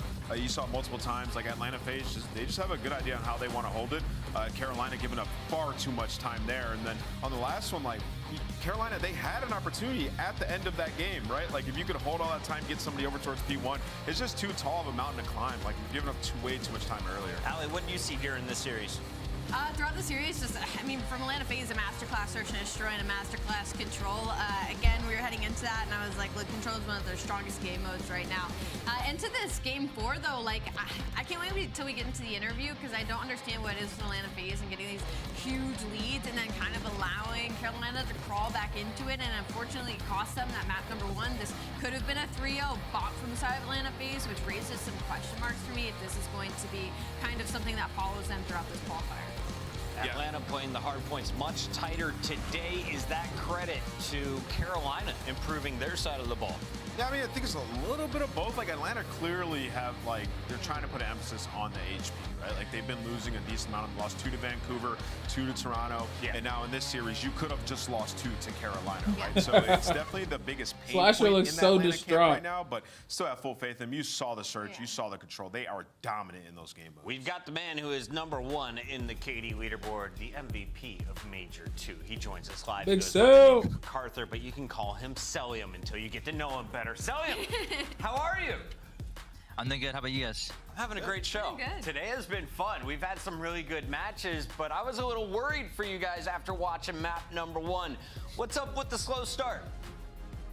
I mean, I honestly on the holds, like our team couldn't really get one, but I mean, it's unusual that happened, you know. So I'm confident on the hard point, like for the future, for the future. If anything, Atlanta FaZe has is a lot of confidence, right? But it did follow you guys into that map for a little bit. You were able to ice out, close it out at the end, close out the series. But why do you think you guys in this series got so ahead early in these hard points and then kind of fell a little bit short, allowed Carolina to be like, hey, we might be able to rally back in here? What kind of happened? Was it Carolina turning up, or maybe you guys slowing down? It's a bit of both. I think Carolina was taking advantage of our mistakes, and our team was kind of slacking, so there's a bit of both. MC, I want to ask you, you know, you guys have won back-to-back-to-back tournaments. I mean, truly spectacular. Have you sat back and reflected on, like, a dynasty in the making? Like, how does that feel? Talk to me about it. Yeah. I mean, it's crazy because I feel like back-to-back-to-back is crazy and hasn't been done in a minute, so I mean, our team is going for every event, you know, so that's what we strive for. Love that. Have Banks and the FaZe crew hooked you up with a giant gold chain yet, MacArthur? Nah, not yet. Yo, hopefully Banks, soon, maybe. Get on it. This man is repping FaZe for the league. #1 on every KD leaderboard you could ever ask for. Celium, congrats on the wins. We weren't worried about you at all today. Appreciate it, guys. Thank you. Celium also earns our scuff play of the game. It's not his first. You're going to see many more of these. They're called clutches, but this time it's a 1v2. The 1v2? Walk me through it, Allie. This guy is just icy, dude. There's some sort of like confidence, aura, whatever it is from him in the past couple of years, but like just the way that he plays, he knows the guy's going to drop through the side, so he's framing that he's expecting the pressure from the left, but he doesn't even go for the chow. And then you move on later on, and he's basically in another 1v2 situation again. By the way, this round Sim and Cell 2v4. It wasn't just a 2v2. They 2v4'd this entire round. We're letting Cell walk through front door. Carolina, wake up, bro. Yeah. If you were sleeping at home, well, it's time to wake up, because when we call back, LA Thieves tries to get back on the horse. The problem? The surge! This should be a good game. This is going to be the game, bro. It's going to give me hype. I'm going to be ready to go into some ranked shooting. But this game right here is gonna give me hype. To get y'all hype too, honestly. Talk to me, chat. How y'all feeling, man? How y'all living? Upgrade your game with the Scuff, the official controller of the Call of Duty League. The Esports World Cup is an official partner of the Call of Duty League.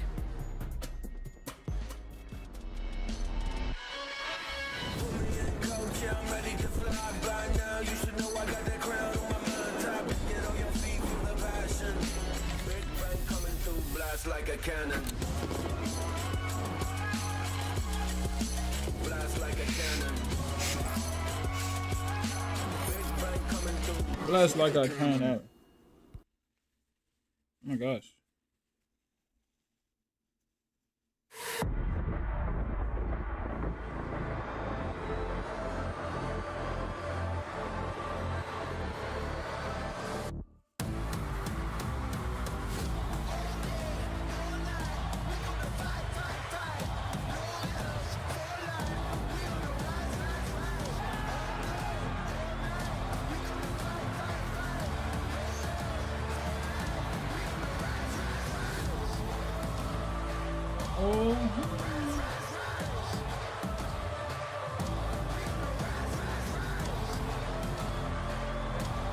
I think winning champs is still crazy. Is it? I mean, I feel nostalgic about it, but it's still crazy though. The fact that they won champs the way they did.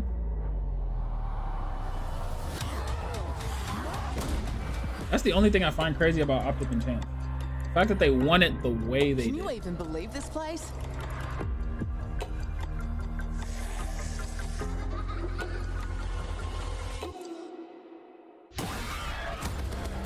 Sit your slimy ass down.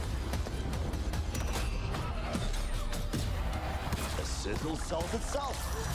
Someone give me a 10-gallon hat. I'm going full cowboy on these bastards. You're not sure you have the right floor?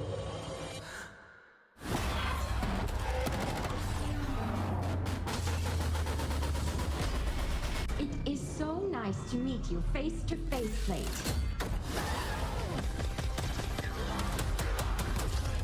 Zombies? Are y'all into zombies like that?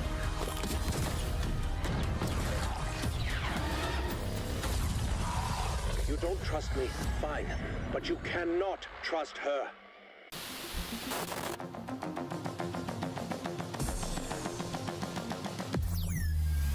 I don't rock with zombies like that.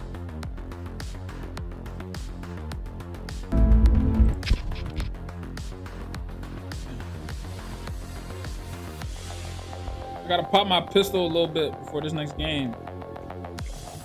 Start getting The warm. 2025 Vancouver Surge Team Pack is available now. Each pack includes home and away operators, as well as this weapon charm for when you have a bone to pick. Next time you boot up, suit up at the in-game shop. Ooh! View report status.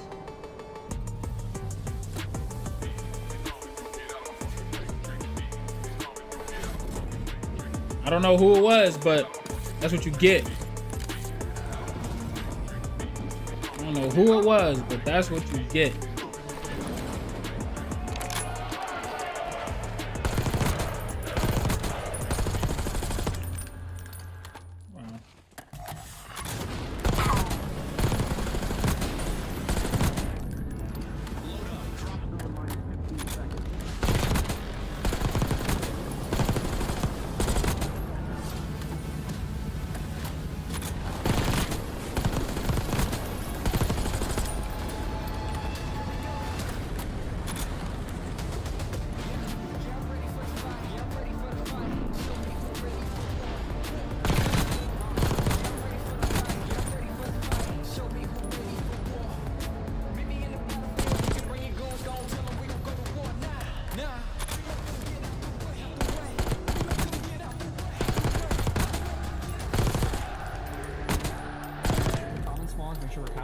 Listen to each other. Listen. This time, we take everything.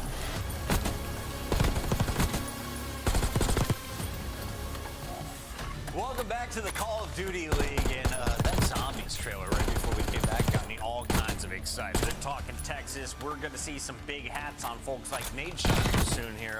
They have a recent drop, and so did their team at the major names. Cowboy hats looking absolutely fire. Man. They might need some of those. Get some vibes going in the LA camp because these guys at the major, wow, they were underwhelming. Yeah, they went 7-0, and then they got knocked out by the top 8 seed Boston Breach. That's the lowest in the winners bracket in the winners round 1. After that, they run into Toronto. Nade shot was livid. With not nearly as much money as they planned on banking. But Hydra and crew are back to their online form today. And do you expect them to take a moment like Atlanta did after they find their footing? Maybe a little bit for LA Leaves, because that's been the thing, is like the weird inconsistencies when the expectations are so high. They get us so hyped and so excited for what this team is going to do, and then they kind of underperform. So for LA Leaves, I'm expecting another really strong qualifier out of them. I think for them, this is a lot of lesson learning and a lot of team building heading into what is going to be the World Championship. LA Thieves saying to Vancouver, you will never be in a final again after playing them in Minor 2. They went on to play in that that Major 2 final, of course, if you're a Vancouver fan. Yeah, I mean, Vancouver, they're feeling great right now. Like, this team is continuously improving, look great throughout the entire major that we just had, and you're like 2 search and destroy maps that you don't like, they got removed, right? And the first lick on dealership, absolutely phenomenal. You know, for Vancouver, and in this matchup, these were the 2 best hardpoint teams throughout the entire last split in the qualifier. The difference was, when we got to land, Vancouver was still good there, and when you look at LA Thieves, they went 3 and 4 in HP, right? So it just didn't translate to the land. So for Vancouver, as it stands right now, like, I feel extremely good about them headed into this. For me, for Vancouver Surge, I feel like this is a really important match for them, at least confidence-wise, going out specifically against LA Thieves, because they haven't won this matchup yet. They're 0-2 on the season versus them. They went all the way to that Game 7 in the Minor 2, and then during qualifiers, the LA Thieves bopped them 3-0, right? So Vancouver Surge, this is just about, like, can we finally take down the LA Thieves? And their biggest issue is going to be in that search and destroy, because it has fallen off incredibly since what we saw last time. Yeah, I mean, you know, I just kind of talked about like the maps a little bit. Like the map changes, I think, really does help the Vancouver Surge. And there's like some things that they're trying here too, like Skyline Hardpoint, a map that they haven't even played with Neptune, I believe is going to be in this series. So Vancouver still evolving, still getting better, and you know the individuals on this team as well. Nasty, a guy that we've been highlighting a lot. Abuza, man, we don't talk about him enough. He's been so consistent for them, and 04 has taken a huge step. Like the confidence he got at that major, we saw it in the first match. He was rolling. Let's take a look at some of the numbers. Why does Vancouver have hope today in the rematch? Well, Neptune tops the leaderboard. Hardpoint kills per 10 minutes. He's dropped 27.6 out. I mean, their hardpoint has been insane. 29 and 19 on the season, top 3 overall in the league. They've been unreal in that game mode. The thing right now that they need to focus on is adding another game mode to that pool, because hardpoint can only get you so far, and they're pretty 50-50 when it comes to that control respawn, and they're under 50-50 when it comes to search and destroy. So that's going to be my focus honing in on this team. And as cool as the fact that Neptune is number 1, point 2 behind him is this guy, Scrap and Hydra. You've got them in the 2 and 3 spots for LA Thieves. If you're looking for Slayers, this is a packed lobby. Yeah, this is a packed lobby. I mean, this is firepower on both sides. Each of these teams, you know, at one point have just been straight dominant. And, you know, talking about this LA Thieves team, like they have the gun skill. They're always going to be able to win gunfights. It's just, will they lose their heads in these HPs? Like, so uncharacteristic on land, especially in that Boston match. Like, watching them, everything online was so smooth, so calculated in every push, in every break. And then we get to land, and there's just no cohesion whatsoever. Ghosty was the best player in the game mode, right? So you need these guys to bounce back. Speaking of Ghosty, I need him to stop shooting bodies in the firing range. It's time to get into the lobby. Let's take a look at why LA Thieves was knocked out of that tournament early. Boston hands them a 3-1, some surprise losses in hardpoint. Then Thieves are able to take out Miami. They beat the Royal Ravens 3-0. We're thinking they're looking great after a 3-0 over Cloud9. But then Toronto took control in that series, Allie. Is it a matchup thing? Where does LA have a weakness? It might be a little bit of a matchup thing, but it's also just Toronto and Boston have clearly been getting better. I mean, we've seen it now at the start of this split. Like, both of these teams look miles ahead than what they did during Stage 2 qualifiers. So I think they might have just caught LA Thieves off guard really well in that day number 1, because obviously they drop down, they take care of Heretics, they take care of Lana, they take care of Cloud9, then they meet up with the same kind of situation on the flip side in Toronto Ultra, they get shut down. I mean, it's just like a weird tournament. Like, they're uncharted territory. Like, you go into a series where you feel like you're going to win every single control. They were on that crazy streak. Yeah. And then you lose to Toronto 3-0 on a protocol. You decide to challenge them. You're extremely confident. You start to lose some HPs. Like, they got cooked by Toronto. Like, it was not 115 in that map. It was not close, right? So some maps that they thought that were just lockups, clearly not, and still needed a ton of work. And if you think back to like the minor final that they had up against Vancouver, this is a completely different Vancouver. They've gotten so much better since then, especially in the hard points. And some of the maps you're playing, like Skyline, a map that evolved this LA Thieves team. They started to be dominant on Skyline Search and Destroy, not in the map pool anymore. So if you're an LA Thieves fan, I think it is time for a little bit of concern. Hoping these guys made some big strides since that day. If we're looking at the big picture, LA Thieves, they are set on the season at 270 points. They are a shoo-in for champs. Vancouver, they are just 5 points away from breaking the 200 mark. Only 4 teams to do so on the season. If you're looking for individuals, though, Allie, who do you feel more confident in dropping the most kills in the lobby? Scrap or Neptune? Oh, that's actually low-key a hard question. I would have leaned towards scrap, but he's had some floors recently, and I feel like we've gotten just straight consistency from the side of Neptune. 27 kills, 36 kills. I'm gonna go with Travis McCloud second. Yeah, I'm gonna echo that. I'm gonna go with Neptune, man. One, he's got the Super Saiyan vibes with the hair, and I think he's just been so consistent. And now we're getting this like elevated level of 04. Like they're just bouncing off each other in game so well. I think Neptune might be in line for a great series. Neptune, if you're wondering why the Band-Aids are there, you got to fight with Nameless. Don't ever. Let's take a look at our maps and modes. It's the best of 5. First to win 3 of these, Ian. Yeah, so I was just kind of talking about it with the Skyline Hardpoint, Uncharted Territory. Don't know how it's going to be for the Vancouver team. LA Thieves, I think they only played it twice in the last stage. So dealership S&D, it looks like a good map for Vancouver. I love this for them.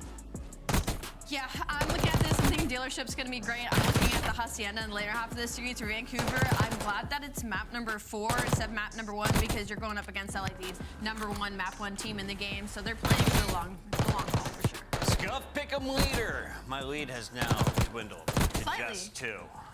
Allie, I hope you don't have faith in LA Thieves today, because I do. I'm LA Dang it. Do I just go for it just to try and catch up? Catch up. Screw it. Vancouver Surge. I was going to pick LA, but I got to catch up somehow. Wait, are LA ahead of them in the overall standings? Yes. Okay. 2 and 4. Okay, so I said I'm going with every underdog. I got Vancouver. Bang. Yep. Chip and study. It's time for LA to put on a masterclass, right? Probably. Sure, why not? Yeah. All I know is this could be Nate Shot is gonna lose his mind if LA loses. One that's gonna steal the show for sure. And the thing about this is, if you're Vancouver, you're sitting here like you're gonna tell us we're never gonna make grand finals again.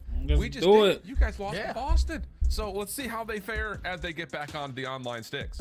Yeah, if I'm LA Thieves, hopefully I wasn't kicking a soccer ball this morning, because the 2 days that I see them do it at the event, on Thursday they lost to Boston, on Sunday they lose to Toronto. I just have to throw that sport out the window, but this is always going to be a great matchup, Alan. We had the opportunity to obviously in the -2 grand finals. It goes all the way to the distance. Game 7. It was like the reincarnation of Neptune's COD career. But then you match up with them the following week and you get 3-0. And it was just like, gave us all mixed emotions. I just love how we're going to have these 2 powerhouse teams, some of the best teams that we have in Hardpoint, duking it out, and none better than the opening Skyline, because Des touched on it. Vancouver do not play this map. They like to play every other Hardpoint but Skyline, so they decided not to put it in the bins on their end, and LA Thieves picked it, so let's see what they learned. Yeah, I like this, though, for Vancouver, just to kind of, again, build out your map pool, because, yeah, through stage 2, there was a level of, like, let's just keep Neptune where he's most comfortable. That resulted in a lot of Haciendas and a lot of faults in particular.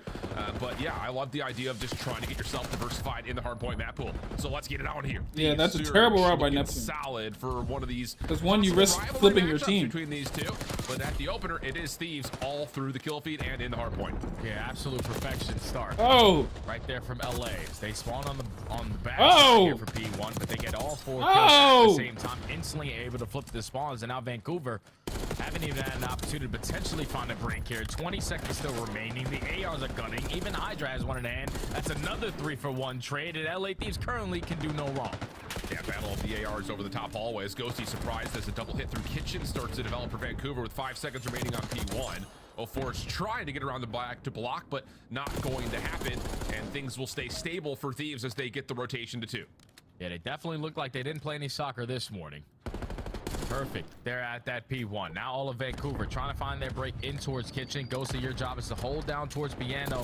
The timing is going to play into his favor, but the stun even better there for Vancouver. They find the opening kill. They're currently winning the trade fights, and the spawns might get a little freaky as long as LA Thieves do not find trades, but they're still in the back. Yeah, really good composure here from Thieves. The setup is perfect. The layering is absolutely the way you want it to be. Never really allowing those LA is taking it to him in this first game 1. Oh my gosh. Really just one more chance at this. Neptune is continuing to keep the hand hot as he's good for 4, but still, it's just one of those situations that for Vancouver, they never really got any substance towards those breaks. That's going to be essentially a full 60 for the Thieves. Oh yeah, it doesn't get any better than that. Like LA, we're filling every layer, trading every gunfight, not allowing Vancouver to cross past that 75-yard line to block those back spawns, and just consistent trading allows them to open up this hard point. But basically, all right, it's time for Surge to get some time. Vancouver have to cut their losses. Window rotation over towards New, but already on a pinch. Here comes Ghosty. Another 3 dead, and the break is early for LA. And this may be why we're seeing this as a hard set veto for Vancouver. They are getting destroyed right now. And I don't even know if there is a team out there that would be able to do better than what Thieves are doing at the moment. This has been absolute perfection for them. 04 just trying to create something here through the middle of the map. That'll work out as Neptune's right there with him. But again, the trades are so swift for LA. It gets the hard point back to neutral. Gunfight win comes through. Now we got a 4v3 for the Thieves. And they still have the spawns that they want for the P4 side. So if you're Vancouver, you need to find these kills and find them now. Thankfully, they go 3 for 1 in the trade fights. Take down Hydra. The Nasty start to still apply like pressure so far to the back. backside of Cabo. But LA Thieves just keep on creating those layers. Onwood a 13-5 start. Like, he's all over the map. It's just one of those things, like even in that moment right there, like the Thieves have both ARs that pop up. They watch that long street over through kitchen side, and the SMG's pinch through mid. Got a re-pinch on the way for Thieves. That's gonna be 4 dead. Vancouver, I don't think they actually realized they spawned the Thieves out. They were still expecting them to be backside patio at 4. Not the case. And we're gonna have a 100-point game with LA in the perfect setup through P4. Yeah, they took too long right there to challenge the players in the hill. Like, you already have back Cabo. We gotta push forward because pinches are gonna be inbound. And if no one's watching kitchen, that's where that repinch instantly breaks them down. So now LA potentially trying to walk away with all this time here. You still have pinches here from Vancouver from every single angle. 2 players still trying to stay alive around the tub area. Back and forth we go in the kill feed, but it's still LA towards the back. No longer. Okay, finally there's something for Vancouver to win, and it comes at just the cost of what is about 18 seconds worth of scrap time. So maybe a sign of life here, but for the most part, I'm sure Nameless is sitting there in the green room right now thinking of a multitude of ways he could draw some conclusions about how perfect that first set was from LA. Tall task here for Vancouver to mount a comeback, and they're going to get beat once again in these battles over the top of the hot tub. Right, Mamba Wheeler has a bunch of clips that he can take in and draw conclusions because LA basically played that first half perfect besides a mixy P4. Now we get into the second set. Vancouver looking for the bounce back. So far, they're the team soaking up a lot of time here at P1. But when you have such a lead the way that you do, that's going to allow Hydra to develop on this long route. Yeah, this is the perfect time as Thieves are just, again, creating all these spaces and these opportunities. Let's jump in to see how the LA Thieves are coming here in the second rotation. No, nerd last. It's last one. Stay alive. Watch on time. Top from P2. Yeah, crap, we're good. From P2 as well. Nerd in on time. Good win. On time. Yo, talk about the game. Alright, yeah. French what on me? Let's go top mid. What on me, boys? What on me? What? Front bed. In bed. Front bed, in bed. Other one on time. On time. Take our time. Top T, Nasty. Nasty, that top T. On time, weak. On time, weak. Needed it. Inside it. Our side time, hit him again. Nothing left. Dish, one shot 04. Wow, one shot P1 and one from grill. In the grill corner. I'm laying on the couch. Back couch is laying on it. Be up P1. Yes, back couch is weak. Nice. Jim. No, two left. Two. Nice. One square. Back door. Running out. Top left. That's absolute. That's the only one I think. Just keep one shot back door. One shot back door. They're gonna be close front after. Yeah, I front. He's still back flat, boys. I spawned one in front of me. Oh, I'm planting down, yo. 2 front. We need to flip for the skid. In the back. Or front and in the back. Wait, hold on. Surge coming back. 100-point game now. Oh my gosh. Piano 1-6. One shot Piano 1-6. Piano 1 top mid. Come. I don't see anything left. There's 2 jump up. One zipper. Jim. He left the boost out of the He's still top mid. I'm looking for it. I'm going to. I don't see him here. Probably going to, boys. I'm leaving. 2. I got one. I'm running in. Zip, P1. One's P1 on me. Look at Outer. I'm about her. I don't see Outer. I'm front of P1 right now, dead. This one minutes. Yeah, top beat it. A little bit of a listening curse right there as Vancouver start to bake their way back into this game, and we're going to take a look to see how Surge are coming as we go to P3. I'm here. He's one works. I know what's. Turning fast. Give me our side. TV. On right. Go see on right. I can fight. Wait, one shot down. Back open. Hey. I'm playing my phone, bro. They're gonna spawn. One shot. Grab that one more. I'll take you guys. One to bottom.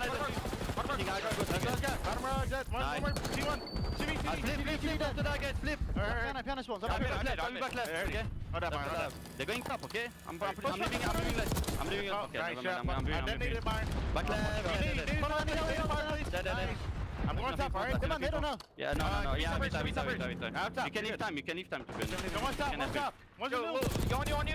Nice. Yeah, they need to go top. 1 2 beyond guys.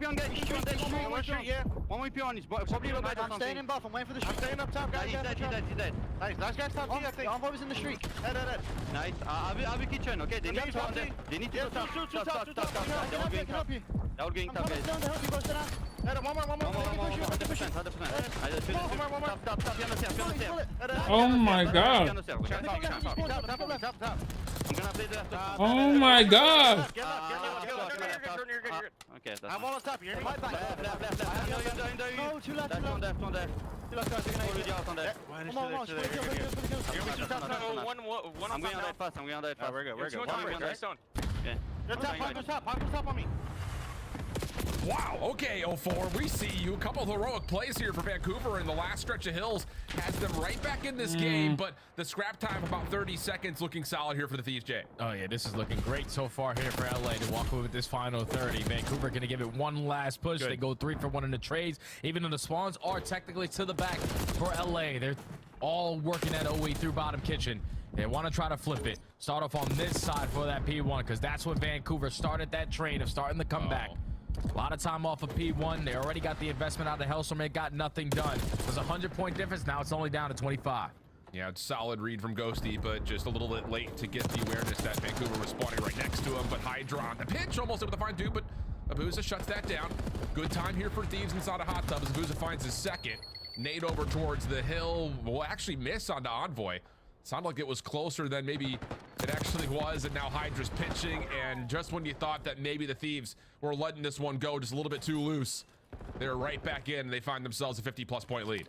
And Vancouver can't allow this time to get away from them. You need to find a break.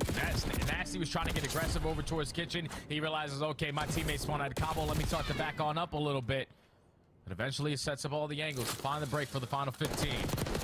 Now you need a break in towards the P2. LA Thieves can close it out here. They're fully set up off the rotation. The kills are going their way. Vancouver, you need to go and go quick. Yeah, that 1v1 win right there from Hydra onto Abuza. Likely the game winner. Can you actually force this through in any regard if you're Vancouver? Just too much damage coming through, forcing a team kill. And the last 10 seconds will be found here on P2 from the Thieves. Unless 04 can be a hero once again. He's trying to make his way up. He does at least secure one elimination, but it's not going to be enough. So what was about a 100-plus point game got real tight there in the second set of hills, but LA just too good from 1 to 2. You're going to see that in the game flow chart. Yeah, and when you take a look at this game again, definitely go back and watch it, because Vancouver obviously had a tremendously slow start to the game. They didn't start accumulating points until we realistically got over towards the P4.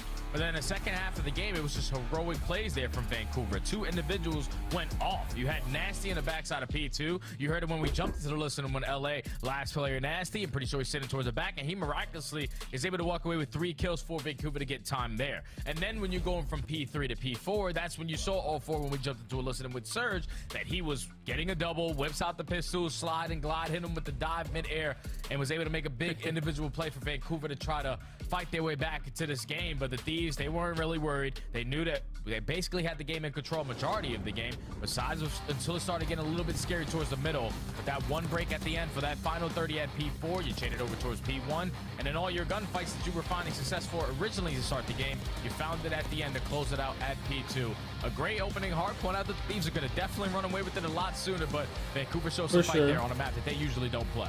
Yeah, and I think, you know, the encouraging thing for the Surge in this map was the fact that, like, they made really smart adjustments after that first set of hills. Like, we were kind of talking about it in the listening when Thieves were playing. It was just like Vancouver was just coming in, like, legitimately in one front, one direction, and LA was just dominating the map. They were just walking through a lot of what Vancouver was doing on the map. That started to change, though, in that second set of hills, where you got Abuza watching over the middle of the map. Nasty's trying to get some information for Neptune and 04 to be able to dive in together on, like playing through mid to break P3 instead of just flooding from the front over and over again. So good adjustments there in terms of a map that they were set as a hard veto, essentially, but still, the lead just too large as Thieves still look really, really solid across pretty much every single respawn we have. Yeah, that's got to feel good, though, if you are LA, because obviously your Major 2 performance wasn't the best. You get a top 4 placing, you make it to Championship Sunday, but everyone had you guys going a lot deeper. And when you take a good look at this game flow, though, they were basically in control of the game, never lost the lead. You started off basically up by 100. They were slowly starting to edge their way back on in the game. When you got to about 175 to 165, that was when the break came in. 3 players pushing their way through back kitchen. You overwhelm Abuza on that end, and then you instantly flip Vancouver out for a good amount of junk time there to take map number 1. But now on Dealership Search and Destroy, I know we saw Vancouver play this versus Falcons, but I don't know if you saw Falcons' most recent game where it didn't matter if Exit found every single first blood on the map, they were still going to lose it. So now this is truly a test to see what Vancouver are like, because I know they're phenomenal at Search and Destroy. They just haven't really shown it recently. I think the thing about this Vancouver team was it felt like the Search and Destroy was the last piece of the puzzle for them. It definitely looked like they were putting the most amount of time of getting 2, we'll say 3 maps that they could really rock on with Hardpoint, you know, talking about things like Protocol, Hacienda, and Vault.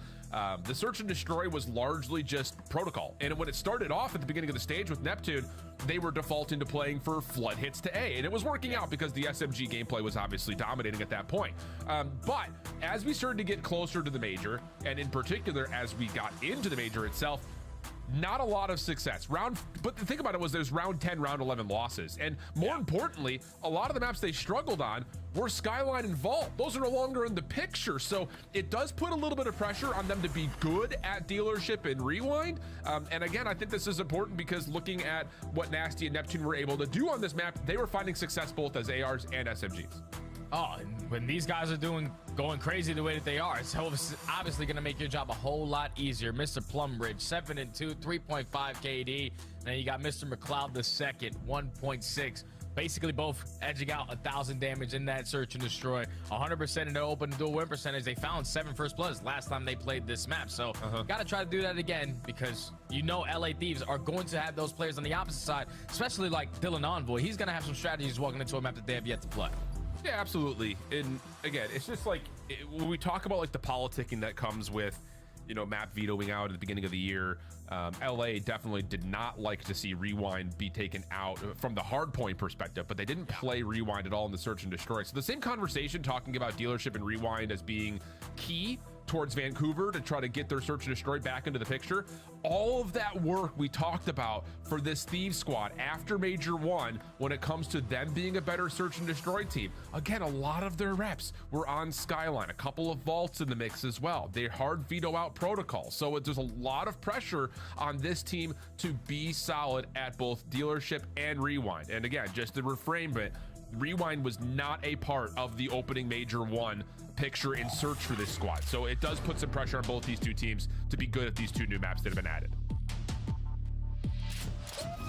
Love the fact that it's going to be in their first series, at least on the side for LAT. Like you said, you get rid of the Skylines when you've been putting a lot of practice in on the back end. Same thing can be said with Vault. Red Card and Hacia have been like their go-tos as of recent as well, because they've been playing a lot of Hacia Search and Destroy. They found a lot of success on both of those maps on their offenses. It's just a map like Dealership where you're banking probably on your offenses. You're not going to find yourself in a lot of opportunity situations to find success here, because it's so easy to retake. So let's just see what LA going to throw at us on a new map. All right, well, it's going to be a little bit of a poke and a prod over through mid. Nades on the corner for the defense will push back both Hydra and Ghosty. And more importantly, Neptune has also kind of reclaimed some ground at the front side at middle. So not a lot of space for LA to work with off the get-go, but here comes the attempt. And Abuz is there to meet them and meet all of them as he finds the first 2. Neptune cleaning up middle, and that's all just now down to Hydra. Okay, Hydra now left in a 1v4. Abuza shuts it down over towards the station with the opening double.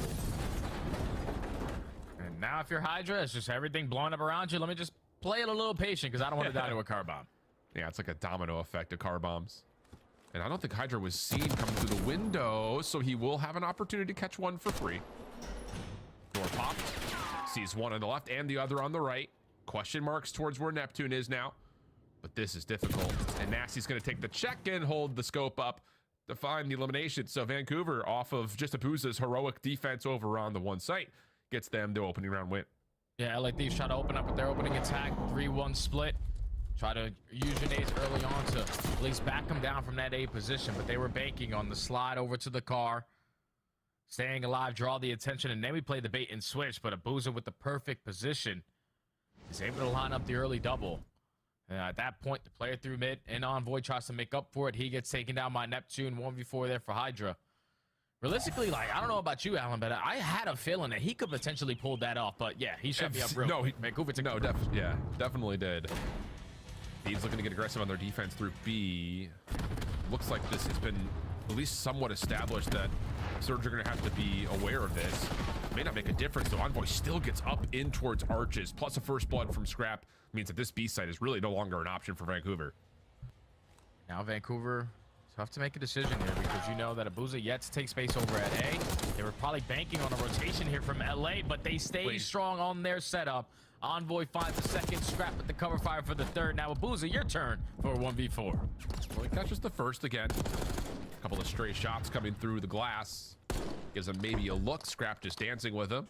And Abuza's going to go for the re-wrap up towards off. How we doing, chat? How we doing, chat? Through, but doesn't win the first gunfight in towards the actual garage itself. So Thieves able to respond with a solid defense of their own, and that is just one of those rounds that. Yo, why is Neptune always got something on his face, man? What's going on? Get your kills, get out of there. Who be fighting him? Thieves obviously just watched the series 2 series ago, and just saying, all right, a lot of teams, if they get that bomb down at B, it's pretty difficult to retake it if we don't have the power spot. So let's just take that one away. You strike for the first blood by keeping Envoy alive, and then you take some more space over towards Arches. Force Vancouver to make a tough decision there, and then they thought that Thieves are going to bite on that bullet and think about that rotation out, but they just stand strong, tie the game up at 1 on their defense. For sure. Similar offensive break off here for Thieves. This time Envoy will get in towards the small room. Plus the nades behind it, blowing up the cars for him to get a little bit deeper in towards sight. The thing that's different about this defensive setup, though, for Vancouver is Abuza's playing way deeper, and Nasty's showing us a couple of pre-fire spots through the vent. First blood also comes to the Surge, and Envoy's in trouble. 13 HP in a dream. And he tried to play his life. He knows he's eventually going to get. Why didn't he just wait? He should have just kept waiting. So now in a 4v2, making a 4v3 after Scrap finds one. Gonna start to rotate that bomb on now. Nah, Scrap is an idiot. You're not gonna be prepared for the gunfight. Nasty takes care of Scrap. 1v3. Oh, nice play from Nasty.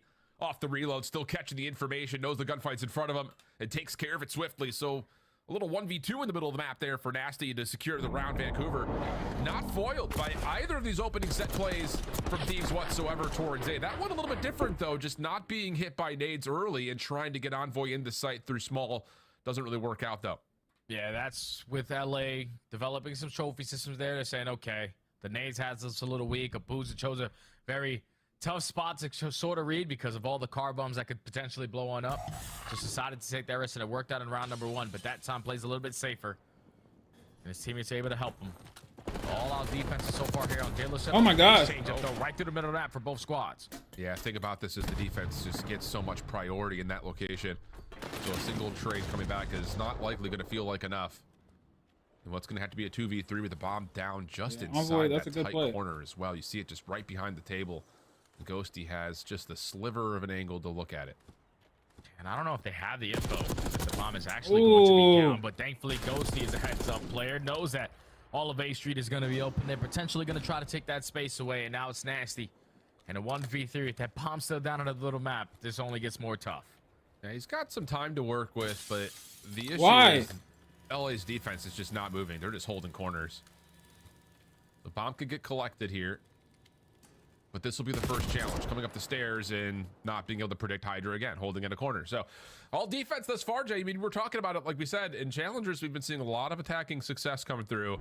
Defensively, though, in the CDL, this map has seemed to really, really find a lot of priority. And mostly, I think it's just, again, the CDL teams are so aware of where their advantages lie on the map. Yeah, that's 4 straight defensive rounds so far here on Dealership. On the side of LA, it's been 2 complete blind counters.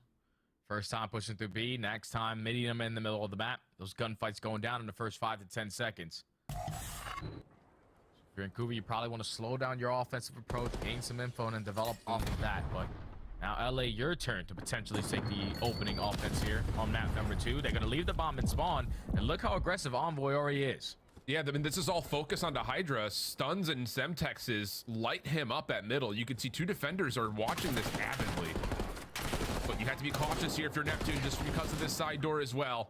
Shots back and forth, but now here comes that pinch from Envoy, just waiting for the proper time to make his move. Up and behind one, trying to find the angle on the other, but 0-4 simultaneously pushes through B.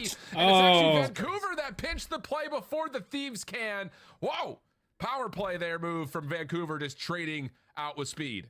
That's insane, man. It's like both teams are playing against each other at the same exact time. Like, it's, oh, I'm going to do this. All right, I'm going to work a deep pinch on the A side. I'll work a deep pinch on the B side. Let's see who's going to get there first. And whoever does is going to make the impactful play.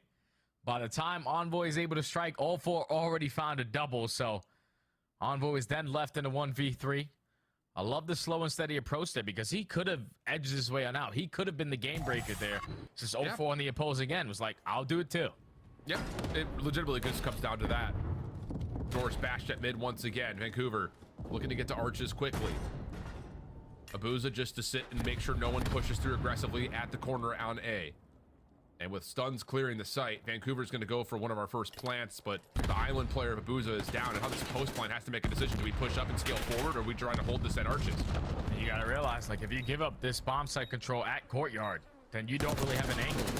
There's no one has yet to put themselves in a middle map position, but 0-4 trying to make up for it. Gets isolated. 2v4, left up to Nasty and Neptune. Yeah, there's just nothing you can do from that position. So tough. I see what 0-4 is trying to do. Again, you trying to just get a level deeper to try to make this post plant a bit more They dynamic, lined up for him, though. There's just not enough space to do that. Abuza falling is really massively critical, especially at the timing at which he drops. So Thieves will continue to keep us at all defense, although Vancouver had a look at a post plant there, which is different. That's it, plainly. It's just a big heads-up kill right there from Hydra to open it up. Once Abuza gets shut down on that re-pinch, because he was going to take his sweet time on the approach, Hydra was also working that pinch to now allow him to have that be successful plant. So he wins the one-on-one. All of the focus now is in a 3v3 over towards the courtyard, and with them having the numbers technically and Hydra not committing on that pinch, wrapping back to his teammates, they were just hitting out through courtyard, isolate on the 0-4, and they realized they've already backed down the last couple of players from Surge in towards the archway. So all tied up at 3, all defenses. Someone give me an offense. Well, Sub-Texas and Stuns going deep over towards the backside at A. Neptune on the quick rotation over. Doesn't have a clean look at the bomb site, but can try to hold this offense. I don't know what Neptune was shooting at right there. Towards A, but as Abuza drops, Scrap turns his attention, finds Neptune. Now Hydra's on a pinch, and there's just absolutely no way Vancouver can deal with this. Perfect timing in LA. Find our first offense. And that time, LA didn't really rely on their ARs to try to find success at that A streak. They send both the SMGs. I'm pretty sure someone else whipped out an extra one there. And they were just aggressive up through A, catching Vancouver with their pants down. They strike for the first blood. The trade comes in, but then they instantly put themselves in a numbers advantage. And then at that point in the 2v3, you know if you're Vancouver, the play's at A. You just now leave that opening on the pinch for Hydra to catch Hydra is chatting them up. And secure the final double for finally an offensive round win. LA take the advantage of 4-3. Now just need to do what they've been doing so far on defense in this map stairs. Yeah, and I was about to say for Vancouver, why not continue to try to make the same play happen over towards arches? See if you can try to get this Thieves defense out. Remember the first round, they were here aggressively. Envoy did get stunned and naded, but played the same corner. So has Vancouver learned that lesson? Are they going to be able to check it? Does it make a difference? Scrap still finds the first. Envoy in a little bit of trouble, but doesn't make any difference. The help is going to allow him to get the regen, and then you push forward and you keep your numbers advantage. Beautiful stuff from Thieves. And that's going to be bogged down. At the same time, Hydra wins another 1v4, 1v3 gunfight versus Abuza. Now it's Nasty in a 1v3. He just missed him. Hydra gets some bad timing. Now Hydra is sort of ready for the gunfight. Puts him down to 44, and now he's sending him to the teammates for the kill. Yeah, beautiful. Absolutely beautiful. And for Thieves, that just works out better thanks to the trophy system initially that comes through, but also Scrap just watching the right angle. You know, where Envoy gets up on top of that little platform. He watches one door, Scrap watches the other. And there's just not a very easy way at all for Vancouver to really flush that out. Because, yeah, Stuns and some Semtexes are getting damage into Envoy, but Scrap stays safe. As soon as you get that tag, those damages, Vancouver tries to find a pick, but Scrap is right there watching, and it's just a really solid setup to try to hold that B arch. Yeah, the setup was pretty good. I mean, I can't be mad at their setup. Their setup was definitely pretty Envoy watching the right arch instead of watching the left. But this time, Scrap switches up, saying, I got your back, you just watch your front. And he's able to find another first blood. Now, Lisa Thieves at game point. Gonna slow down. Wait, is this Neptune approach. still in the... They're on the attack. Envoy just playing for some info. He also has an RC card to work He's almost stuck. Yeah, Envoy gonna get naded, but he is just playing as a distraction here. They've showed this hit a couple of different times. Scrap already got the pick. They show like they're gonna be hitting A. It moves the defense out of mid to watch through vent or the garage door. And in that moment, Thieves are able to find a 2v1 isolated pick onto 04, and now you can rejoin Envoy knowing the defenders here don't have any nades. This is absolutely brilliant in terms of a play call, but Neptune may have something just a touch better, finds the first blood on this engagement, tries to slide to the bomb, not gonna happen, and look at your minimap, Hydra's behind the play again. Yeah, he was just trapped, and now you force your teammates to try to help you, and that opens up the pinch here for Hydra. Time to strike another kill onto Abuza. Nasty left in the 1v2. Try to keep his team alive here. They're playing patient and not rushing this plant, and this might work out in favor of Nasty. It could, timing depending. But he can see it. And there's a double shell. It's so good. That is it. I will say, for a new map being added to the mix, yes, you have kind of a default setup for LA, both defensively and I think maybe more importantly on the offense. But good adaptability, good kind of modification play that you can make as mid-round starts to come through. You don't see what you like, or you get information that kind of forces you to change. And I think the decisions are just absolutely perfect, legitimately. Like, I think that setup where they get Envoy up at A, or pretty at B, be at the Arches on defense with Scrap helping is solid. Thieves are just aura diffing Vancouver right now. Offense, but then modify how they hit through mid is good. This is definitely just the aura diff. I mean, I don't know. 3v3, 3v4 situation through mid, or I don't know what they're doing. To A. I mean, that was as clean as you'd like from LA. I mean, that's six. That's just aura diff. Like literally aura diff. Largely speaking, good team effort across the board. Oh yeah, it was great team effort, relying on a lot of individual play as well, because Envoy and Scrap, they were the dynamic duo shutting down that B side. But if Hydra's not finding success, all those first kills over towards that A street with the Boozers trying to catch those timings to work that deep pinch, then those rounds completely play out different. But LA, they just covered all their bases, didn't let anyone slip on by. You know, someone's gonna try to make up ground there and at least work that overextension, but they just got picked off, man. That's a great search and destroy there from LA in general, from every single player. They all had their moments. That plus the hard point, I would say, as far as the recovery is concerned, Desk, that was pretty good. Yeah, pretty strong start if you're an LA fan. Question for the Desk, though. Who has been the most entertaining player to watch through two maps? Envoy, I think. It's been fun to watch Envoy for sure. Yeah, why? What do you mean, why? Take a look at some of the highlights here. Let's take some of the highlights. It's just because when Envoy is comfortable on the map, he is probably one of the more fun players to watch, because he gets kind of in this flow state where all the timings really start to work out for him. I mean, come on, how is he winning that second on 04? For me, the S&D, I just really appreciated the attack inside of LA Thieves. I feel like that was the difference maker in this map too. I just think back to round number 6 where Surge were making this push towards the B site, and they leave Abuza sort of on this island over at A, which I don't hate the play to make some noise and maybe try to catch a couple of LA players out. But the issue is Abuza dies before bomb even gets planted over towards the B site. So now you've given the numbers advantage to the LA Thieves. And then there was a moment where 04 was pushed up to their shack, and instead of pushing in, lays down on the stairs. We're like, I get it, but also I don't. If he had pushed in, you're locking up at least maybe a kill or two. Yeah, I love what I saw from LA Thieves here, and I love what I'm seeing from Dealership. I mean, you think back to the Minnesota game, they sort of favored that B-bomb site on their offensive rounds, and this, LA Thieves, they're like, we're going to go A, and we're going to send players pushed all the way up. You know, the adjustment they made, having the SMGs play a little bit more aggressive, and like, pinching isn't always great, but it can work really well when you time it like Hydra does, right? So when we're critical of people pinching at the wrong times, like, it's all timing. You have to have the right intuition with your teammates. Comms, obviously, an element to that. Hydra did so well there. Just working together in the offensive rounds were fantastic. It's not just pinching in the search and destroy. You also see it in Skyline. Walk me through the highlights here, Nameless. Is Hydra the best SMG at just getting behind enemy lines, or what is his role while Envoy soaks up Hilltop? I mean, yeah, Hydra's a slayer, right? He's always saying, get in my hill, block my spawns. I'm going to apply some pressure, which he was doing majority of this on the first rotation. Yeah, the first 3 minutes, amazing. Yeah, a massive lead that they had, just sort of like the steamrolling hills, snowballing, so that's the word I'm looking for, repeatedly for LA Thieves. And then what happened was we get to the next rotation, and on the P1, Surge, they get inside, they get a little bit of time, they flip them out, and they have a huge P2 hole, right? So Vancouver,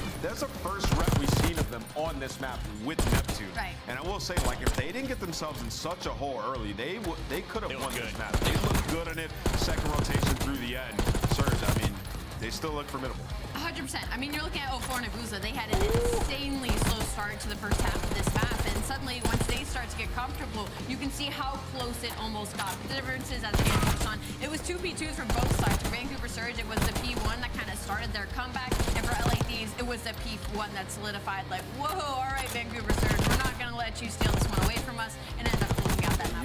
snowball like crazy on this, man. We're seeing like as the year goes on, I see this have become a money note lately. Since the middle of stage 2, and now that was the difference in that. All right, coming up next, we have another dose of protocol for Control. We saw it in the previous series. What did you learn from that you could see potentially from Vancouver? Tell me the comeback story, Nameless. I mean, it's going to be tough, right? Because you're going up against LA Thieves team. So good on Control, 8-1 on this map in particular. I will say, though, they played Toronto, and they got 3-0'd on it. So for Vancouver, there is hope. All right, so they bled once in the 9 Yes, games. out of the last 5 Controls LA Thieves have played, their 1 loss is on Protocol, 2 Toronto Ultra in a 3-0 fashion. So out of the 3 bads that you could pick from when it comes to Control, this is probably your best chance if you're Vancouver Surge. We got some hot takes. Let's jump into it here, and this is one of our favorite segments. What is the best roster move? Neptune to Surge. Neptune to Surge? Yeah, 100%. Better than Kenny to Minnesota? Hey, that looks good right now, but they're 1-1. All right, let's keep going with Neptune here. I'm going to go with the entire LA Thieves roster. Does that count? No. That What do you it's mean the that same doesn't roster count? going in from Major 2 to Major 3. Oh, we're talking about recently. Okay, then I'm going to go Allie, with what does that graphic say? best roster move. You can but say he Optic. said Neptune. You could say Optic. Why would I say Optic? They're 2-0. And they got I mean, Hook. I guess it's Hook's back in the building. Optic. I'm going to go with Miami. I think Miami's going to be gross to super in the lineup, like it. especially on land. Ooh. Are these hot takes, though? I don't know. really. I don't know. I don't know what happened. think Let's go they're back and very shift and study. We got Control. Big super fan here, by the way. I love that shout out. However, I'm going LAG. T fell up. What? That team. I'm going LAG, brother. That T fell pickup. Actually, hold on. Too We're early. talking about actual You had to wait till improvements. the end of the qualifier to make that one. If we're Thank talking you. about improvements, it's Vegas, low-key. Well, we'll see about that. Cut those guys up before he has a chance to Could it retort get no today. worse? He might be on the money there, Alan. It could get no worse. They finally won some hard points. Potentially might win a series next week.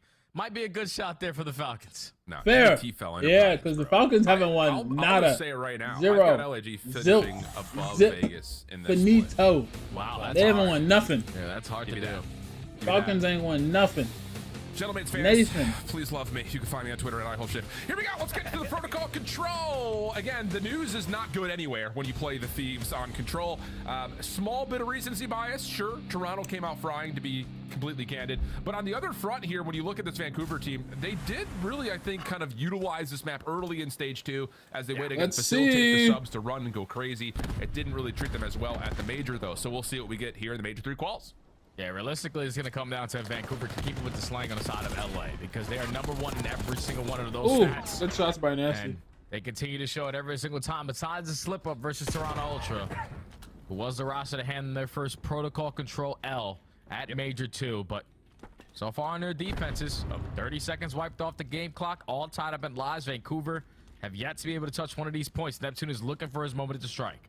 I just have to say, like, I love that we're trying to fish for, like, oh, LA Thieves, like, they're a little weaker on Control. They've only lost 6 Control maps all year. Like, insane, it's bro. good everywhere. Like, we're fishing a little bit, friends. A little bit of copium. Oh, Neptune. Little nice solid breakthrough after the opening start from Thieves. Looked like it was going to really mitigate a lot of this push towards A, but the secondary effort for Vancouver has been solid. They're going to get the first pick at least on the A zone. Yeah, first segment is locked. Neptune, unfortunately, is going to get caught, and now it's all about reading this player who's 04 working on this turnaround. pitch in Envoy. He strikes for a kill onto 04. Also is able to find a double onto Abuza, so now it's a 1-on-1 onto is the point. Nasty not going to try to dance with him. At least puts him a little weak before he commits on the gunfight. Able to find it as well, so still working on this progression. The problem is Hydra's still wrecking you and Spawn. Allows a chance for Ghosty to push forward, keep the clock ticking, and more importantly, he finds another, which allows the secondary push for Thieves to come right back in and reclaim that mid turret. Nasty still back over towards the stairs. Abuza, importantly, shutting down Envoy, but with 25 seconds remaining and the entire overextension open, this is going to have to be a successful play on really both zones if you want to try to get this LA Thieves defense back over to your side of the map. Oh yeah, now it's on taking out Hydra, because he's already been a nuisance behind enemy lines. Now he finds kill number 2. Oh, you already no. find the break Yeah, onto the point. The second that's it. segment does not get locked. And now with 10 seconds left to go, you have to waste time to even work out of your spawn. I don't know if you're going to touch it. No, I don't think you do.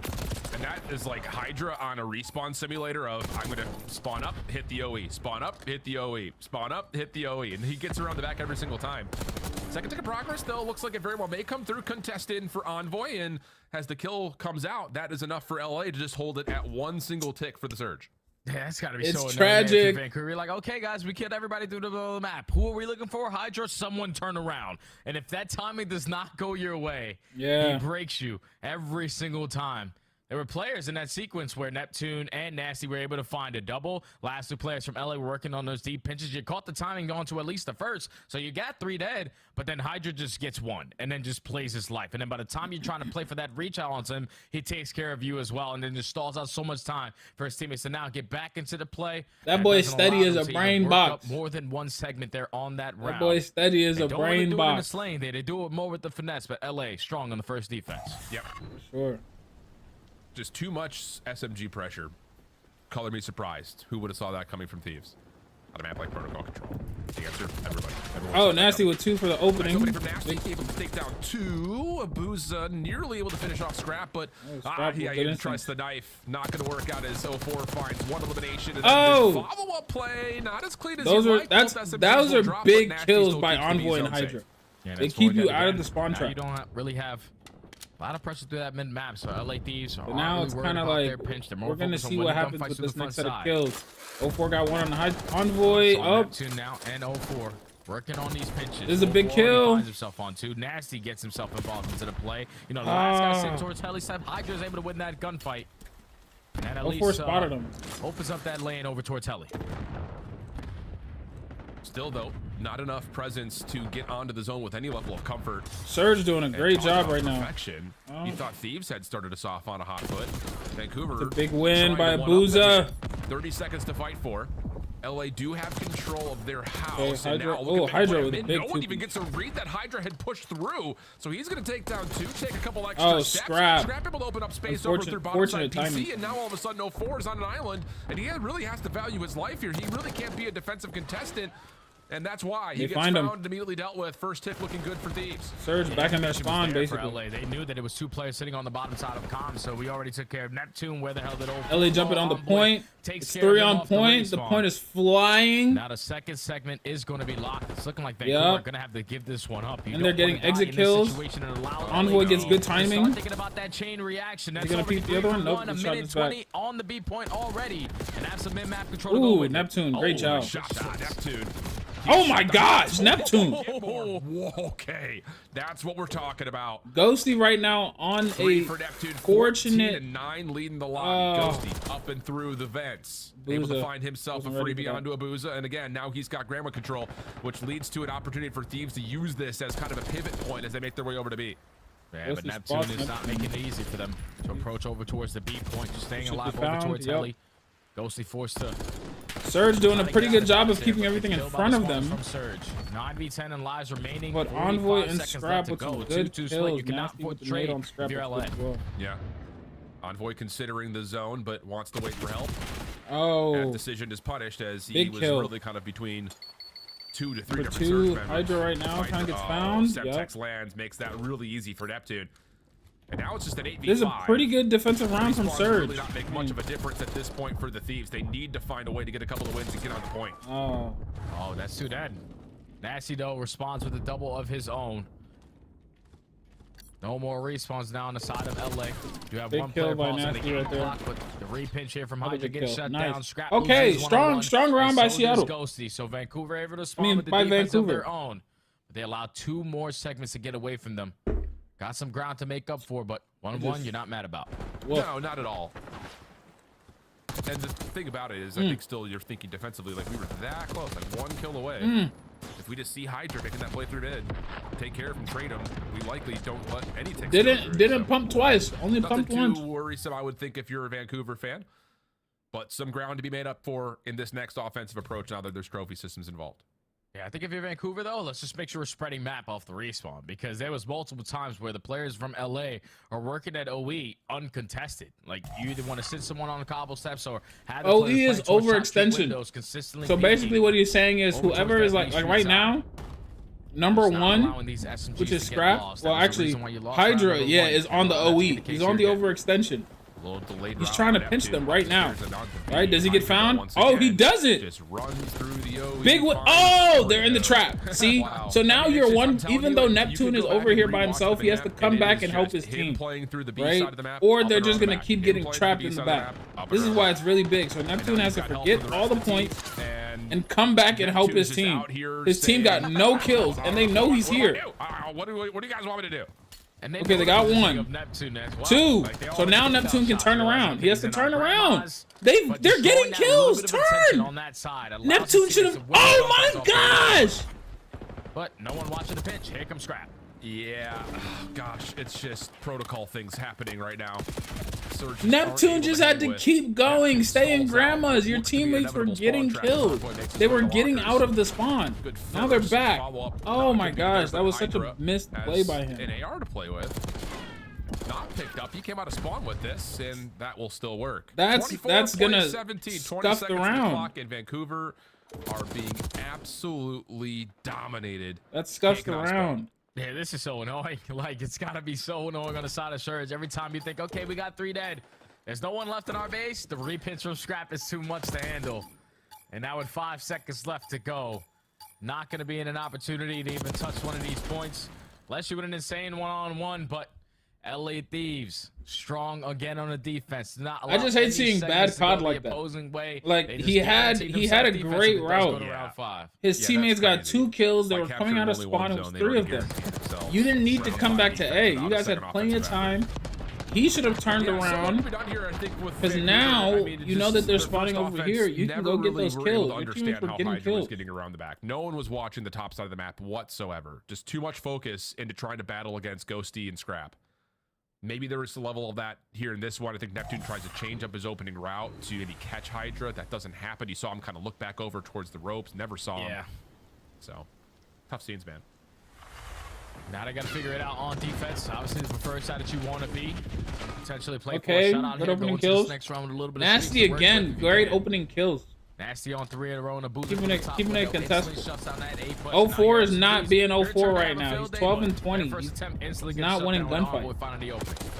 Repitch though from from Neptune on the way, but Ghosty shuts that down as well. So now you've got an opportunity here for the Thieves to get yourself set up and get a look at this A zone. Scrap trying to push through, doesn't really work out. Envoy, whoa, just kind of pogo sticks himself onto the ledge, finds himself 04, and then finds himself back down onto the point again. So has a chance at the first tick of progress, steps off as the Thieves are trying to communicate some sort of a hit back to A. And Abuza's seen top window is going to be held at bay by Hydra as the A zone is being worked on. Good plays from Envoy, just good positioning. Great positioning from Envoy. Everyone was watching a very important part of the map. Then at least are now all 4 dead. Second segment about 3 on the hill. Vancouver don't have an opportunity unless some nades over the top able to connect on the staggering their push. Still the they kill can't feed just come lining out. up red. LA Thieves are again can do no wrong, and they already have an extra minute to play with. Yeah, it feels like composure starting to get a little bit lost here for Vancouver. Just a couple of frustrated challenges, just trying to force stuff on that late contest at A. You got the stack over on the B zone.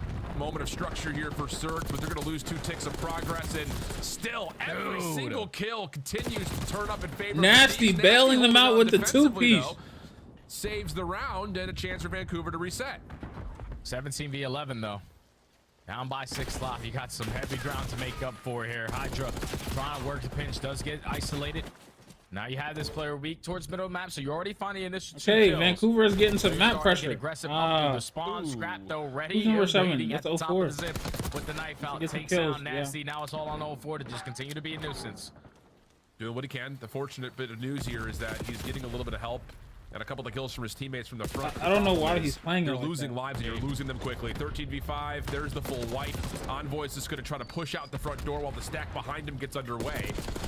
Well, it doesn't actually fully get stacked, mostly because the timing of these kills coming through. So Vancouver still have a chance to save this round, and boy, do they ever. Okay, hold on a second. 9v5, 60 seconds on the clock, and Envoy has to wait. Yeah, a little stack there right there for the Thieves would have hurt nobody. They would have about been able to close out the map there, but they decided to have one person on it, giving Vancouver opportunities to still find the break, and they're currently doing a great job at it. But 7v3, no more respawns. Abuza, 04 Neptune, last players alive for Surge. Yeah, and Scrap can just hop on the zone. He's got help at mid. Abuza's already been seen at Oh! but 04 Neptune finding a couple of kills. Neptune's been seen over towards backside boat. Ghosty looking for the trade. A key elimination here. Neptune continues to dance with them. Finally, Scraps right there to bail him out. But a 3v2. 3v2. 30 seconds on the clock. This is still plenty winnable. of time for Thieves if they want to play around the zone. Oh, never But mind. I was going to say maybe Abuza can cut them off, and you can see Nasty's already sitting back in his chair. He knows the inevitable is about to hit them, and it's a 3-0 from LA. Oh, that's tough, man. This is a tough matchup for Vancouver. That's now the last 2 times they have matched up. They have gotten 3-0'd in both. You stand strong. When you think about this Surge squad, about their hardpoint game, but you're probably going up against the best hardpoint team that we have in the game in LA. Just opening up with that Mac 1 victory is great. On a map that they've never played before in dealership, they look fantastic on it, and then just sticking to what they've been doing all season long, and that's being the best team in control. Leads to a 3-0 here for LA again over Vancouver. Just want to give a shout out to my guy Rambo Ray. He just announced that he's going to be a father. Yeah. But that little boost didn't help him throughout this series. No dad buff yet. Still, I think you look at this series if you're Vancouver, where it's like, we say this a lot, where it's losing is learning. You put yourself on a map you've never played before in Skyline Hardpoint in terms of the league, especially with this roster. You play a brand new map again on dealership against a strong search and destroy team. Then you play LA Thieves in any control. So things to be learned for sure. But in terms of the Thieves fans that are out there, it's an old-fashioned run-it-up series for them as they 3-0 and finish off our day with the desk ready to recap. DoorDash. Well done, that was cool. LA Thieves. All right, real quick, can we break down LA Thieves and the scenario they were in back at Major 2? Because if you don't lose to Boston, you play this Vancouver squad in the winter semis. You're guaranteed top 3 if you win that match against Vancouver. So is it truly a matchup thing where Vancouver has Atlanta's number and LA just matches up really well? Or was this Thieves showcasing a new level? No, it actually feels like it is a matchup thing because Thieves have, taken a step in search and destroy. I thought with Skyline getting removed, like maybe if they were a little wonky on dealership, it could be worrisome for them, but the dealership looked absolutely incredible, right? So you go up against Thieves, and it's like Surge and Thieves, like the 2 best hardpoint teams that we had throughout the last stage. If Thieves win that hardpoint, and then they have an opportunity to go up 2-0 in the Surge, it is a matchup issue at this point for Surge. Gotta find a game mode where you can get an edge over Thieves. I don't know. I'm hesitant to take that kind of angle on it just because they did during Minor 2 go all the way to a Game 7 versus LA Thieves. Okay. So I don't think it's necessarily that Surge will never be able to overcome or beat LA Thieves as the season goes on. It's just LA Thieves' bar right now, like their average is much higher than Vancouver Surge. I feel like if all the players on Vancouver Surge were playing at their ceiling, this is a Game 7, this is Game 5, this is Surge maybe taking wins. But unfortunately, we haven't seen that yet. It's a 3-0 today, and joining us live in the winner's circle, it is Scrap, the man who once said you will never be in a grand final again, Vancouver. You didn't get an opportunity to get in their way back at Major 2. How have you guys reflected after that Major 2 event? You guys were coming into the tournament 7-0 with the #1 seed. Yeah, we hate this land shit. Obviously, we're onliners, as Anthony said. But yeah, no, we're just like, I thought our process going into the major was good. So I think if we keep that, we should be looking pretty good. 1.28 today. You definitely look good on the AR once again. Shit on. Yeah, that wasn't even close. Jesus Christ. It really wasn't. All right, Scrap, but this is one of those series where I can't ask you too much about it because that's how dominant it was across the board. So instead, I'm going to ask you kind of like, you guys, again, it's been you, Atlanta FaZe, and then Surge kind of entered the conversation when it came to the top 4. Who do you think right now, outside of the top 4, comes to that 5th and 6th spot? Because it feels like during the split, every team with the roster moves have gotten better. Yeah, let's see. This is a good question because I feel like once you get like 6 through like 10, you could probably slot anyone into like that 5th, 6th spot. Everyone on their given day is probably looking good. Boston's up there on their good days. Same with Minnesota. So I'll probably say those 2. Got it. Scrap, I want to ask you about the matchup with Toronto. Looks like it's going to be tough and a little rivalry between you and Beans. Next time you guys play them, how are you going to approach it any differently? Honestly, I don't think how we played the game, I don't think it came down to like how we played in game. I thought it was all out of game, and I think we all agree on that. Just not really coming in with energy, not really coming in thinking just like, let's come out and win this shit. I think we just kind of came in kind of complacent in the major, you could say. Just like thinking we were just come smoke everyone, and that's clearly not what happened. So As long as we're not complacent and just Fair. take everyone. Yeah. That's a great answer. Like That's a they can win the tournament, I think professional we'll be answer. pretty good. Yeah, so talking about that a little bit, like the hard point, you guys were so perfect online. Like every situation where it got tense, you guys made the right play, slowed down when you needed to. That went out the window at the major. What happened there? Like what you talked about how good your process was. What happened when you actually got to the land though? I think that when we got into like you said, bad spots, our scrims were going so well in the major and our matches were going so well to the point where we were never really in bad spots. So I think that when it got to land and we were in those tricky spots, we kind of, you know, didn't make the right plays, maybe rushed some certain things. So I think it came down to just, you know, not like, I don't know how to even I get what you're explain saying. this. Like you weren't rehearsed in the bad spots. Exactly. I get it. Exactly. We never were that. For scrims and matches, it never felt like we were in that spot until land. So I think that was our problem. Scrap, next week on Sunday, you get a chance to play against Toronto Ultra, your former squad. You and Beans, as Nameless mentioned, have been going back and forth. Can you give me a little bit of background on this scenario? Where did the beef start, and where is he at on your beef list? Yeah, I don't know if I got real beef with Ben Bees. I like Ben Bees. We've been friends for, you know, all the way until challengers and stuff like that. But he's another player in the league that, you know, will talk some shit. And it's always fun to talk shit when against other people because people are dry in this league sometimes. So he's a good one to talk to. Love that. Personalities, we need more of you. Thank you so much, Scrap. Thanks for a 3-0. I'm going home early tonight. Me too. Thanks, guys. Have a good one. Unlike last night, Toronto. Let's jump in, though, with our scuff play of the game. It belongs to the one who speaks French natively. Now he speaks English very fluently. Oh, and he was look at this, bro. Look at the gun control. A well-timed pinch, guys. Learn from Hydra on dealership. When you're going to pinch, do it while your teammates are getting active. But yes, I mean, their game plan just awesome here. Kind of send the SMGs out, make big plays. It's dealership after all. Hydra should be taking over. Hydra's just unreal. I still can't. The 85% will never leave my brain when he was dropping like a 1.3. I was like, how do you get better? A 1.6. For the side of LA Thieves, I really enjoyed that interview actually from Scrap. I understand we're watching the highlights of Hydra right now, but I really enjoyed that they recognize that they went in kind of complacent, and the fact that you can recognize it means that you can change it. So high hopes heading into Major 3 for LA Thieves. Oh, a little mental breakdown there. I give credit where credit is due sometimes too, and I give credit to Minnesota today. Let's talk a little bit about this squad. Heck yeah. Bro. Nameless. Gotta start spitting. I was almost a bar. What's going on here? Yo, this was like the ultimate me matchup, bro. I was hyped for this game, and dude, it delivered. Like these are two teams. Me matchup. Yeah. Listen, these two teams, I feel like just been on like the cusp of like breaking through. Like the potential when you watch them, it's always there. And you know, for Minnesota, it is an awesome story, and we're starting to see like them picking up Kenny. That picture of all them turning to look at Kenny as he's breaking down how they want to approach that next map. It's gonna live in my brain because that is what they were hoping for, bringing him into the lineup. And statistically, he pops off today as well. And I mean, they're just sponges. Like, I feel like Nero right now, like, he's been around for a while. Gio has a couple years now. Same with Estriel. But, like, there's still so much for them to learn. And it seems like, at least from what we talked to with Kenny, is they're so eager and ready to. And that, you know, they took him by surprise with their communication, maybe their maturity in game. And we can see it in the gameplay from Minnesota Rocker. It's been a team that's been on the cusp. And now it looks like they might make some crazy bro. Every series with 100 kills. This is not his first round 11 win either. Nah, Gio is insane. Done for the first time for Minnesota this qualifier though, and pop off numbers there. What's most impressive? I mean, I'm gonna go with just the overall kills, man. Like this guy's an AR just getting in the mix, like dropping 30 plus in every respawn. Gio has been doing this all year long. Yeah. So with Kenny on the team, I'm expecting big things.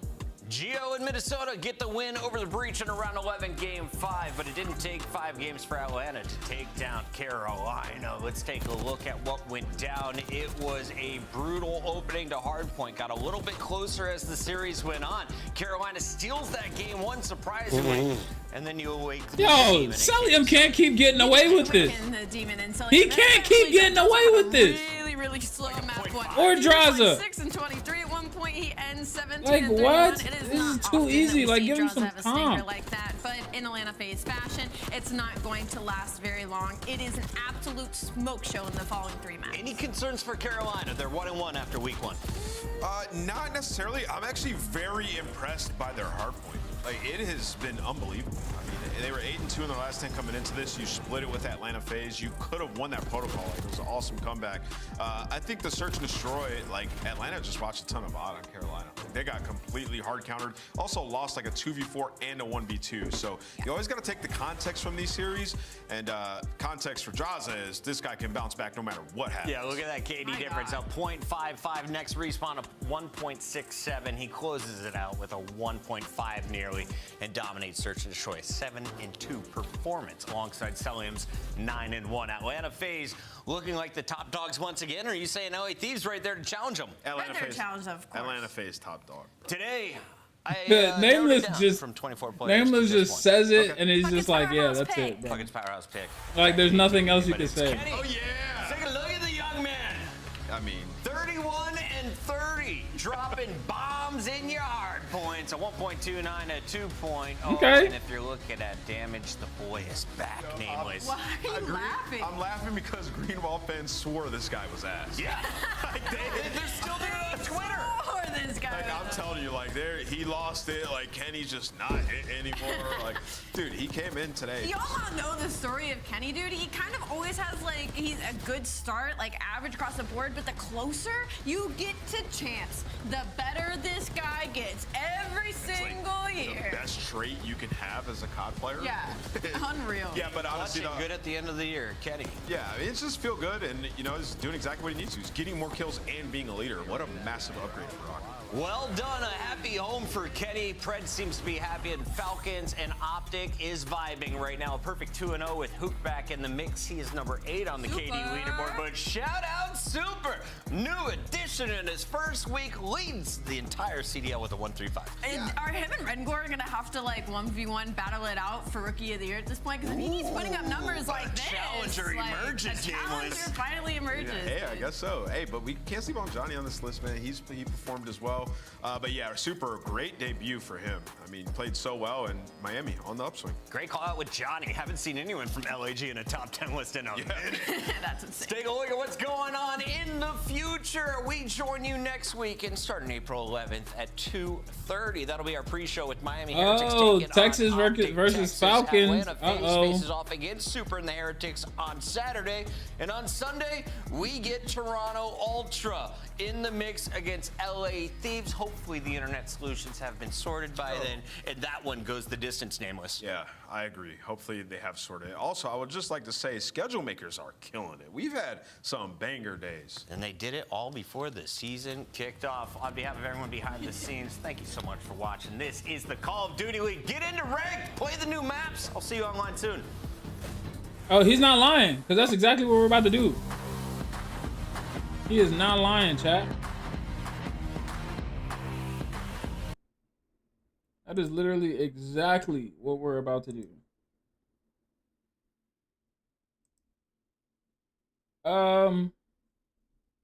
Yeah, chat. I'm about to restart the VOD for COD at Night. So I'll see you guys back here in 2 seconds. All right. Just restart. I'll be right back. Restart.